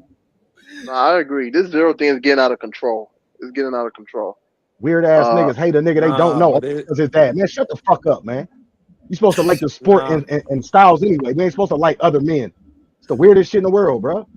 That frustration that you feel right now is what I've been on for like a year straight already, bro. Man, for like a year straight. Don't be trying to hear it. Motherfuckers don't be trying to hear it because they hate Dev so much. You really can't even get it out. Like, all right, bro, just go on, man. Like, but again, this ain't about Dev. I'm just saying, like, we get the fights that we want to get. With Turkey involved, with Turkey involved, he can only squeal away so many times before he'd be like, you know what I'm saying? He'd have to just do what he did. Be like, man, fuck Turkey, man. I don't want to do business with Turkey. Fuck it. He ain't offered me enough cars. Like, bro, really? He ain't offer you enough cards. Just say you don't want to fight Dev, bro. Yeah, that was ridiculous. That was ridiculous. And then motherfuckers really made like he don't gotta fight Dev. He don't gotta fight a nigga that's 2 times undisputed. But that's like Tank. But if that's it's such an easy fight, knock him the fuck out and get it out the way then. Right, but I'm saying if he that easy, get it out the way then. And as soon as Dev move up, now he want to go. Now he want to go for undisputed. Now he want to go for belts. Now belts matter. Like, bro, even when he wasn't, listen. One last thing, real quick. Even when he wasn't trying to go for Devin's belts, and he wasn't a world champion. Understand, you still have to pay sanction fees for them lower belts. Understand that. And I had to prove that on another podcast. They want to argue with me, like, bro, he's still paying for them. So I don't give a fuck what he's talking about. I don't care about the belts. I'm not. Yes, you are, bro. And it's right here in fucking black and white. So I don't want to hear none of that shit, bro. You keep trying to weasel away from Devin, and somehow you keep brainwashing motherfuckers and thinking that you don't have to fight this nigga. Yes, you do, bro. Yes, the fuck you do. This nigga is stamped Hall of Fame, and you're not. You're not Hall of Fame. You're Hall of Fame in the money department, but you're not Hall of Fame as far as boxing goes, bro. So, like, you know, it is what it is, bro. Like I said. Right look at this. Look at this. That's why, look at this right here. Some boy named Monts True talking about you a fanboy of Dev, huh? See, you can't, nigga, bro. You know what I'm saying? Bro, you can't even express the truth, bro. Right there. Niggas getting in their feelings, bro. You cannot say and they want to take sides, Davis, bro. You cannot say nothing. But that shows, look, Davis without a nigga getting in their feelings. Nah, but that shows his side though. That shows his side. You a fanboy of Dev. Even if I fucking was, am I not saying the truth though? Like, why doesn't he have to fight the nigga that he's been hating for 5 years? This shit started over Instagram beef, bro. Like they've been at this shit for 5 fucking years, bro. And you don't want to see it? You're a weird ass nigga, bro. Why are you even here, bro? Why are you even here if you don't want to see the best niggas fight, bro? The problem with the sport of boxing is niggas like Monts Truth. Okay? Back in the 80s, back in the 90s, we didn't have new media. We only had TV, we only had newspapers and magazines. That's how motherfuckers consumed information about boxing. Okay, so you only had a couple of voices. Now you got motherfuckers like Monts Truth with a voice, and they're able to just spout the most dumb shit. And guess what? The most dangerous thing in society is stupid people in large numbers. Right. So you get so you get all these fucking stupid trolls together on the fucking internet, and they keep repeating the same message. Tank don't gotta fight nobody. Tank the super A side. Man, this nigga gotta come to Tank. Tank ain't gotta go nowhere. Like, who do we have to fight then? That's the question. Who does he have to fight? And eventually it becomes a whole chorus. And if everybody is saying something, whether it's true or not, that's the truth. That's just how the fuck that works in society, in the world. Yeah. Wait, so this is where we at in boxing. I don't know how we fix this shit. I don't know how we fix it. Hold on, wait a minute. I'm out of the loop. I'm cracking the fuck up because he said the dude whole name was just going off on him. He said he got like Monts Truth. I'm a little out of the loop. What happened to the Shakur Tank fight? Did that just never materialized? Right, exactly. It just dissolved out of nowhere. The Shakur Tank fight just dissolved out of nowhere because, again, he don't have to fight, and the court of public opinion says he don't have to fight Shakur, so I guess he don't have to fight Shakur. You know what I'm saying? Like, what the fuck is niggas even here for, bro? These are the casuals, bro. These are the weekend casual niggas that just come here to see a knockout. Like, bro, they don't actually respect the sport. They don't know nothing about styles. They don't watch footwork. So all they want to see is Tank going and knock somebody the fuck out. They don't know shit, bro. Fans of the sport, they fans of the individual. That's what it is. Right. They like that he got tattoos and a lot of money. Like, you a weird ass nigga, bro. As long as that motherfucker, they cool. But wait, what happened though? I don't understand. Did Tank pull out of the negotiations, or I don't understand? What happened? He's never in the negotiations. Listen, Tank is never in the negotiations. Listen, y'all got to watch what's really going on. He's never in the negotiations. He lets his trainers talk to who are promoters who don't sign shit. He lets them do all the talking on podcasts, and he gauges how we feel about it. So when he makes a decision, he's not hated or nothing. He waits to see how we feel about some shit. Like, he doesn't say nothing. That's why he get away with this stupid shit. He be saying something, but then he deleted afterwards. Exactly. But you know I get what you're saying. He ain't saying. Oh wow. Okay. That's exactly what goes on. I understand what the fuck is going on, bro. Like, and then you got weird ass dudes like I'm like, oh man, you a fanboy. Even if I was a fanboy, bro, like What the fuck does that have to do with this man not fighting? None of the people in the go. What is people in there get their head beat up for? Like, for real? You get your head just to be around and shit? Like, come on, That man. is the This weirdest ain't shit real, bro. We in ever. the And it Matrix, man. This started, ain't real. that shit started from Canelo with the whole payday shit and I was Andre, just about to say that. where I they was just about started to to say that. demonize fans and fighters for asking for certain fights. Oh, you just want Yeah. this for a payday. I mean, No fucking duh. Floyd When did you go this. to work, Floyd did you this. expect to be Nah, paid, Floyd. motherfucker. That's how it It works. did start with Yeah, Floyd. It Floyd did did start with this. Floyd. Floyd taught. It did start with He Floyd. taught No, but him the people formula. You know what I'm saying? demonize. No, but people No, started demonize fighters calling out other fighters by using that little phrase. Oh, you want a yeah, payday? true. Floyd did that though, and it was organic with Floyd. It wasn't like he tried to do it. It was just how it happened. But then when he became, a mentor and started guiding Tank's career, that's just how he made Tank move. You know what I'm saying? We only fight Mexicans as that's where the money's at. We know the formula, how the promoters look at it. So we only gonna move how they want to move. You know what I'm saying? So that's how it happens. So it's like, and now, like I said, it's been happening so long that people think this is how it's supposed to be. Even though they gonna complain about it just like us, they still think this is how it's supposed to be. Like, bro, do you hear yourself? Like, these people crazy, man. They don't got no mind for their own. That's really what it is. They don't see the game like we see it. They only see the spectacle of it. They not looking at all facets of it, keeping everything, zooming out and seeing the big picture of it. Like, a fanboy of Dev, like, that don't make no sense, man. Why do you hate Dev so much is my question. Like, what did that man do to you? What did he ever do to you I to ain't make gonna you lie to hate you. him Yeah, so the much? hate. Just because he don't like Tank? Yeah. So he don't like Tank, so you don't like him? I've never in my life hated another man for another man's beef. That's the gayest shit in the world, bro. I don't like you because Mike said he don't like you, so I don't like you. Like, fuck you and Mike. How about that? Y'all niggas weird, bro. Y'all handle that shit yourself, bro. That's some weird ass shit, bro. Styles make fights, not men, bro. You supposed to come to just watch the sport, bro. Like, that's some That's a weird lot ass of these shit. And YouTube if channels. your fighter loses, now you're not a fan of the sport no more. Like, come on, man. That's a lot of these YouTube channels. They don't like. They have a favorite fighter, and that favorite fighter hate a certain fighter. They gonna start hating that fighter and just building their content around that. That's what I'm gonna say. And they become favorites of the fighters. No, go ahead. Finish that up. No, it's a slight delay. That's why we always stepping on each other. But I was say they do that because the fight might come and show they channel a little love every now and again. So that's how we gravitate toward. But it's never like they getting paid by the fighter or set there by the fighter. You know how it goes. That's ridiculous. But yeah, no doubt. This what I'm gonna say too, and this is something that I noticed. And I don't even we can't call them boxing fans because, like I said, they're not fans of the sport. So how can we call them boxing fans? They fans of the individual. So for for right now, we just gonna call them groupies. You feel me? So I just feel like these groupies they could be easily manipulated, just so easily. And I feel like that's a lot of casual boxing fans too. You know what I mean? They could be so easily manipulated, like. You know what I mean? And you could tell, like, they just copy and paste what other motherfuckers say, bro. You feel what I'm saying? Like, I got this kid, he a young kid, so I forgive him, man, my gym and shit like that. He's like, man, what you think about the Berlanga Canelo fight, man? It's Mexico versus Puerto Rico, bro. I'm like, what? Said, bro, what are you talking about, bro? Yeah, it's Mexico versus Puerto Rico, man. It's a good rivalry. I'm like, yo, where you think this Mexico versus Puerto Rico? He was like, yeah, well, I mean, Berlanga, Puerto Rico. I'm like, yeah, but do you understand what that even mean? Like that rivalry. Like, you understand what that mean? And like he's sitting there like he was lost with what I'm saying. I'm like, yo, who is Berlanga to, even contribute to that PR versus Mexico rivalry, man? Like who is he? Because everybody that I remember from the PR versus Mexico shit, they was all legitimate world champions and established. Bro, Berlanga is a cherry pick, bro. He's a cherry.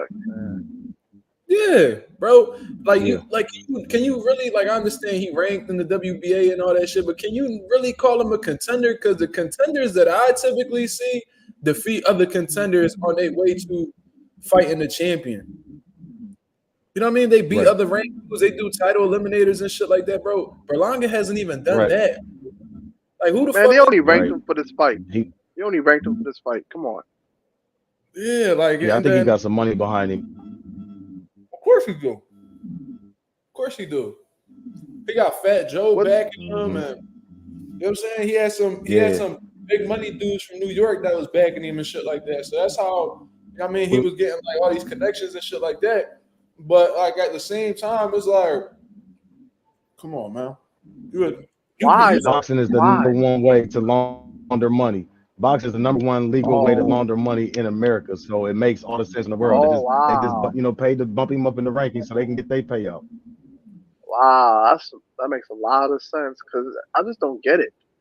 I just don't get it. Why is all these people back? I ain't gonna say no names, but I was in the bubble back in what 2021 when PBC. Oh, let me check what year that was. That was when Caleb Plant. I had a pro fighter we had two pro fighters that was fighting on that PBC card. When Caleb Plant fought Caleb Truax, we was in the bubble at PBC, and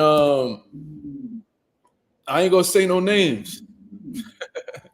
But this dude, wait, let me see when he fought Caleb Truax January 30th, 2021. So this is 2021. So we was on that undercard. And in the bubble, you couldn't really go nowhere. Like you can only go to two places. You was either allowed to go to your hotel room or you had to go to the where everybody eat lunch at. You feel what I'm saying? So we sitting there and like, we amongst everybody. Frank Martin was there. Derek James, it's just like random people, and nobody want to be lonely in their hotel room, so they just all sit chatting amongst each other. And there was a very, very notable name that's really relevant in boxing right now. You know what I mean? His son is a really big deal. We talk about him all the time, and he was managing a fighter that we wasn't just won a world title recently. I ain't gonna say no names, but apparently he was trying to get the dude ranked. He was trying to get that one fighter ranked in the WBA, right? So he was like, yeah, man. But he talking in Spanish.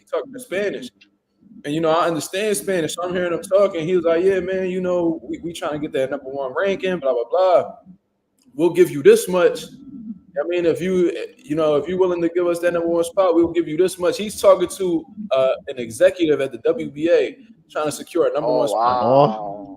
That lets you know, bro. And then when me and my pop started talking Spanish to each other, this nigga whole face changed, like, because my dad looked like a black man and shit like that. I don't know exactly how he perceived me, but I think he was confident. And I had like a hat on and shit like that. So I just had you can only see this type shit. So I don't know what he was. I guess he thought that we didn't know Spanish. So when we started talking Spanish, bro, like his whole energy switched up. Like he looked over at the phone like, shit, these niggas weren't supposed to be hearing what I was saying.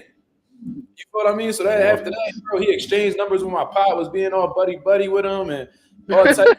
And he got the fuck up out of there. Like he just dipped. So I was like, yo, did we really just hear that shit? Like that's how niggas be getting ranked in the sanctioning bodies. And it makes so much sense because have you ever looked at a sanctioning body? Have you ever looked at a sanctioning body and was like, I've never seen that motherfucker fight before. How did he get that high up in his ranking? How he get there? How the fuck did he got two more losses than people behind him? Yeah, yo, bro, how the fuck did that dude? What was his name? William Scully. How the fuck he became number one in the IBF? How? True. How? True. To the point where they stripped Canelo. How that happened? Right. He the only Cuban I know that's from Germany. The only Cuban I know that's from Germany. And I guess he got some big money people behind him out in Germany. You know what I mean? Building him up, feeding them turkeys. Somehow, some way, ranked number one in the IBF at super middleweight when he hasn't fought anybody legitimate at super middleweight. Shit crazy, bro. Man, these are things you ain't supposed to talk about, but hey. I ain't say no names, so I could be lying. Yeah, no. Right. No, I got you. I'm just saying these are the unspoken rules of boxing for real. I want to guess right now, though. I want to guess who you're talking about. I ain't gonna I'm gonna leave it alone, but yeah, go ahead. I'm gonna leave it alone. I'm not gonna say nothing, so it is what it is. Let me see what's going on right here.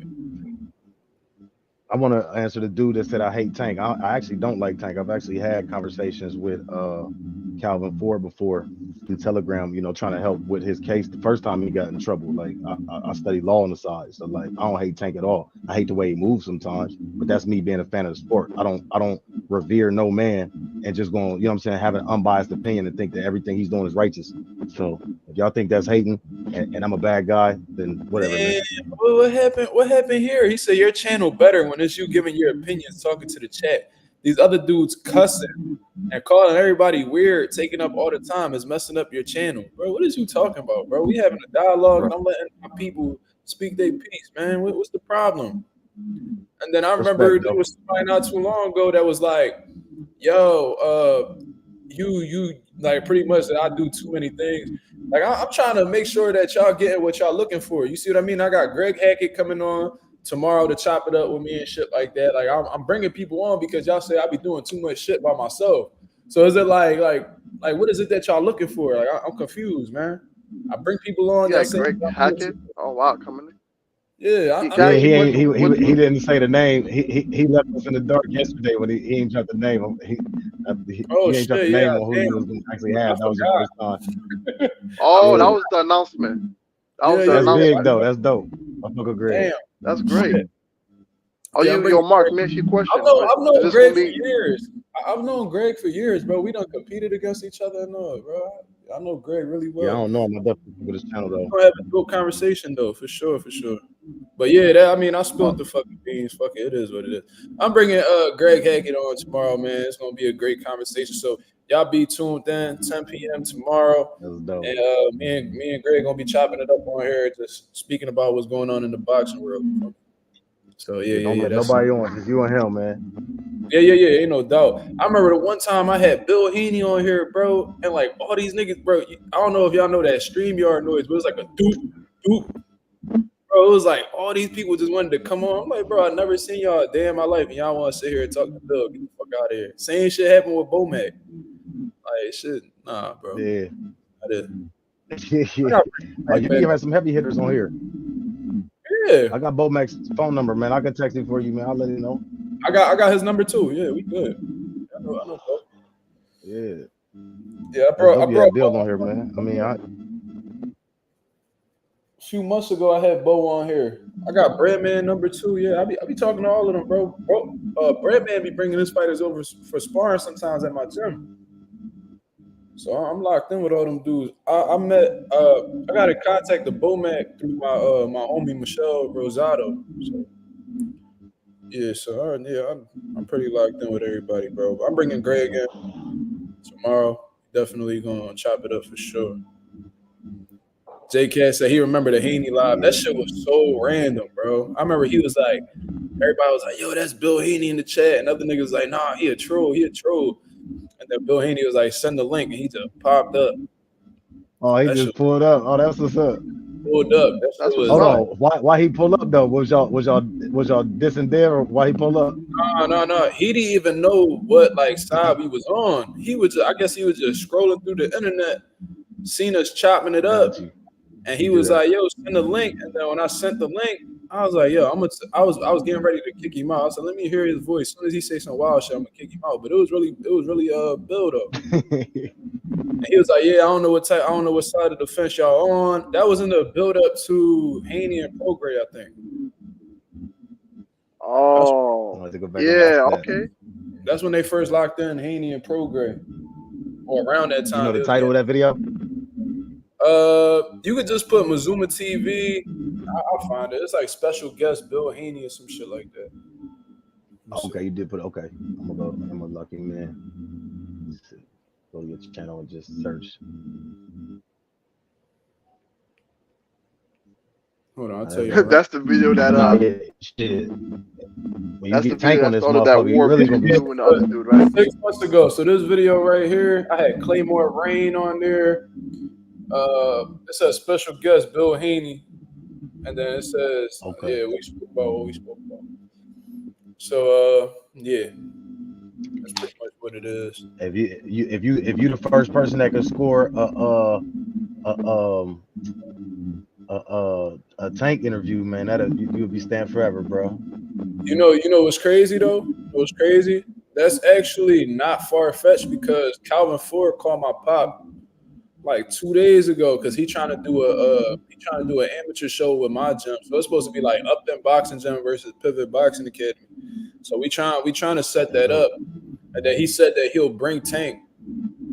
You feel what I mean? But Tank, he in his own little world. That's probably a little far-fetched for real. But I know people that came up in the amateurs with Tank too. So I probably, if I really like push these buttons, I could probably get it. But, Tank, he don't really fuck with the media all like that when he don't got nothing coming up. Nah, right. Calvin, he moved a certain way for a reason. Say that again. Calvin just be flashing Tank's name all around to get business done. Nah, he don't be using Tank. I mean, yeah, he did make Tank. But no, when we be talking on, well, I haven't spoke to Calvin personally, but he go back and forth with my pop. He don't be really bringing up Tank unless my dad ask about him or something, because my dad fuck with Tank heavy. So like he'll ask about Tank and shit like that. But yeah, he don't really be using him as like a marketing tool or anything like that. From what I understand. You gotta give Calvin his own respect. You know what I'm saying? He definitely made Tank who he is. Like outside of the Floyd stamp of approval, that's all Calvin and that's all Calvin and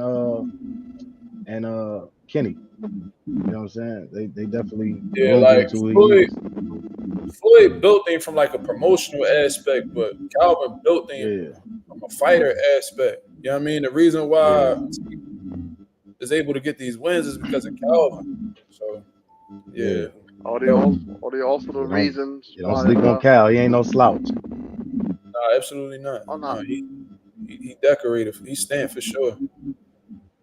Yeah, for sure. And it's best when you do it how he moving. It's like you only focusing on one fighter instead of having a trainer that's got 4 or 5 different. And I'm not saying that that's a problem either, but when you got one person that's dedicated to just you and your career, like you're gonna get the best out of them. You should be able to get the best out of them if you're a good trainer. You know what I'm saying? But that's giving more credence to him than Tank, respectfully. You know what I'm saying? So don't sleep on Calvin at all.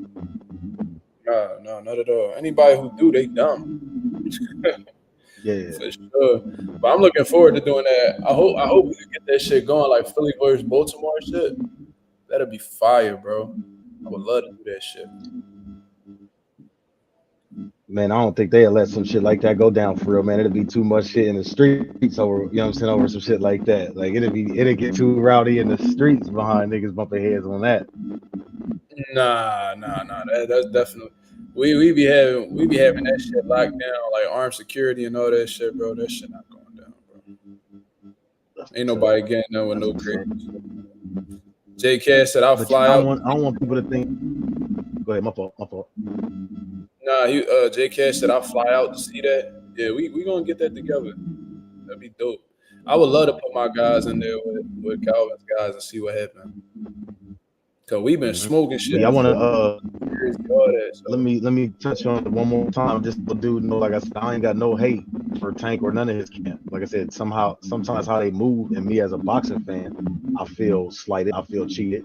You know what I'm saying? Me putting my money, and honestly, they putting their life on the line, so the blood is on our hands when shit happens. So that's why I say, like, us wanting to see the biggest fights, that's just us being, we in a blood sport. That's just us being the carnal people we is. But at the end of the day, like, that's what we all here for real, is to see the best fights, to see the most action-packed shit, especially from who they say is the biggest hitter. So yeah, I may feel slighted, and I don't hate Dev like everybody else hate Dev. I'm not saying that I like him more than Tank or anything like that. Like, they could possibly be on the same level in my mind, but like at the end of the day, it don't matter who I like more. If these niggas not mixing it up and they both at the top of the division, that's a problem for everybody. The fans, the sport, the fighters, all that. So, anybody that's against what I said is just tripping. Y'all may get a little worked up, but again, I ain't wrong. Yeah, they need to get out their feelings and start thinking logically. You know what I'm saying? Start thinking logically how men do and get out their feelings like women do. You feel me? Listen, man, like all you got to do is put Mazuma TV and Gervonta Davis, and you're going to see a whole bunch of videos of me criticizing the man. You know what I'm saying? I understand, look, I look at Tank as a generational talent. I think he's very talented. Yeah. I think that he has a lot of God-given abilities, and he been hella focused, man. He been putting the work in, and it's paying off with his performances. But just like I'm a hardcore boxer fan, just like you, Sean. So obviously, I want to see him go up in there amongst the elite guys that I feel like not only will give him a tough fight or may possibly beat the man. I want to see Gervonta Davis go against the odds, you know what I mean? Or at least be in like a fight that people may actually think that he will struggle with or may possibly come up short in. When was the last time we seen Gervonta in a fight where like we was really like concerned that he may lose? Bro, it's been so long. You know what I'm saying? And and if you notice what he's doing, like in terms of like the people he's been fighting, it's been like the same styles, just in a different motherfucking body. You feel me? So, as a boxing fan, man, I want to see him in there with the Shakurs. I want to see him in there with the Devin Haney's. It's not that many people that's elite amongst his division. So why can't we get those fights? It's not like we ask you to fight 20 motherfuckers. We would be genuinely satisfied if you just fought 2 of them. You feel me? Like, and that's all it would really take for you to silence the critics. A lot of these dudes not really haters of Tank. They just want to see what the motherfucker is made of, because I heard people talk about how they look at Gervonta Davis like how they look at like these Harlem Globetrotter niggas. Like, we know that they some balling ass niggas, but they not going against the real niggas that's in the league, so we don't know how great they really are. That's how that's how people look at like Gervonta and shit like that. So, I've had my fair share of criticism for Gervonta, but I'm definitely no Gervonta hater. I mean, I done fell out with other YouTube channels because I criticize Gervonta. A lot of these dudes don't really want to hear it. Nobody say anything negative about Gervonta. They just want you to say everything positive. You know what I'm saying? The man perfect, the motherfucker walk on water. You feel me? And that's just what it is. But, I'ma always be objective on here. I've had fighters that I consider favorites of mine, and I criticize them for things that I felt like they wasn't doing right. You feel what I mean? So it is what it is. You know what I mean? I like Terrence Crawford a lot. I think he a hell of a fighter. But I do criticize him, in some aspects with the whole Jaron Ennis situation. You feel me? And that's just what it is. Like, that's just that. Hold on. What criticism? I just don't like how they disregard Jaron Ennis when he's faced people in the past that, you know what I mean, don't really stack up to somebody like Jaron Ennis. I understand the standpoint that Bud is in his career where he's just like, yo, listen, man, like, I'm at the tail end of my career. Bob Arum, Top Rank, they fucked me out of a lot of money, pause. You know what I mean? While I was on the come up. So I'm trying to get a couple more checks and then get the fuck up out of the sport. You feel what I mean? And I respect that. But I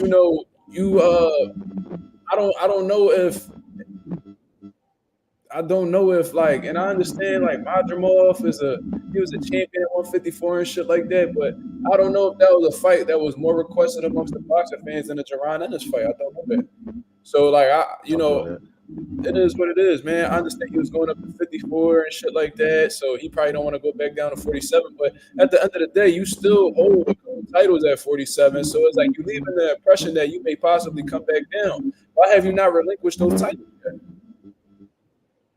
Maybe you ever thought about maybe they are, because a fight like this, like they say, the black fighters don't sell. They got to build that up for a little minute. Maybe you think that this is them building it up over time. Even though they saying one thing, it could be really them building it up. What you mean by that? Elaborate. Like how Earl and it was a point in time where we didn't think we was gonna get the Earl and Bud fight. You know what I'm saying? It was a point in time motherfuckers like, man, I ain't talking about this shit unless it happens. I don't want to hear shit until they at the weigh-ins. You know what I'm saying? Yo, stranger, can you mute your mic real quick? Because there's like a lot of feedback. All right, go ahead, Sean. My fault. Like it was a point in time where we didn't think we was gonna get that fight. We was tired of talking about it without having some type of confirmation, some type of solid confirmation. So maybe this could be the same thing. He attaches his name to him now, so that 3-4 years from now, well, really they already been doing it for a year and a half. So like 2 years, 3 years from now, it could be like, all right, well now we ready. I done already, cleaned everybody up behind you. Everybody you fought with, we got so many, like opponents that I done cleaned up a little bit better than you did. You still was doing your quote unquote cherry picks. Madrimov ain't really a cherry pick, but you've been doing your tune-ups or your busy fights, and now we ready. Yeah. I'm saying maybe they could be building it up for, you know, it's in a couple years from now, and it's just, you know, us on the outside of the business side, we don't look at it like that. We just taking it day by day, not seeing the big picture. You know, the only problem with that though, in 3 years, Bud will be 39, 40 years old. True. I mean, it ain't got to be 3 years, but you know, you get what I'm saying though. I get what you mean. But you know, that was because really like Bud and real criticism I had. That's the only real criticism I had about Bud. I feel like besides that, he been doing everything right. But I don't know, man. I don't know. Maybe that's just me as a boxing fan, just being stubborn and wanting the fights that I want. I don't know. I felt like the Jerron Ennis fight would have been a lot more of a bigger fight than a MarkMazuma fight.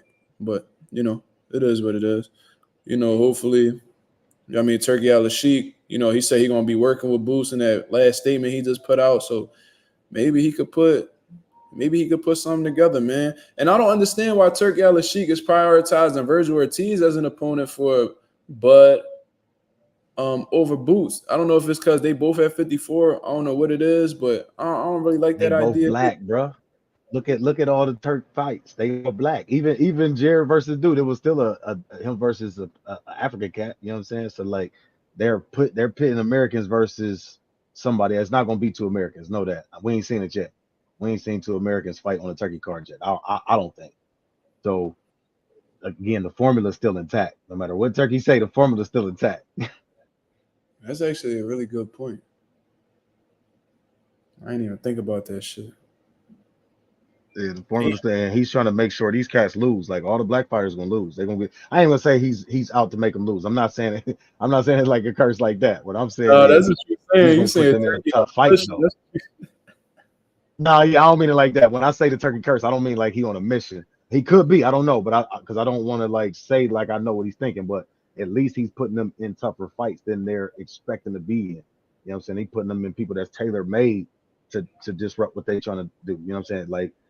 Case in point, if it was Oshaki, Oshaki wouldn't have fought what was it, Conceição or whatever.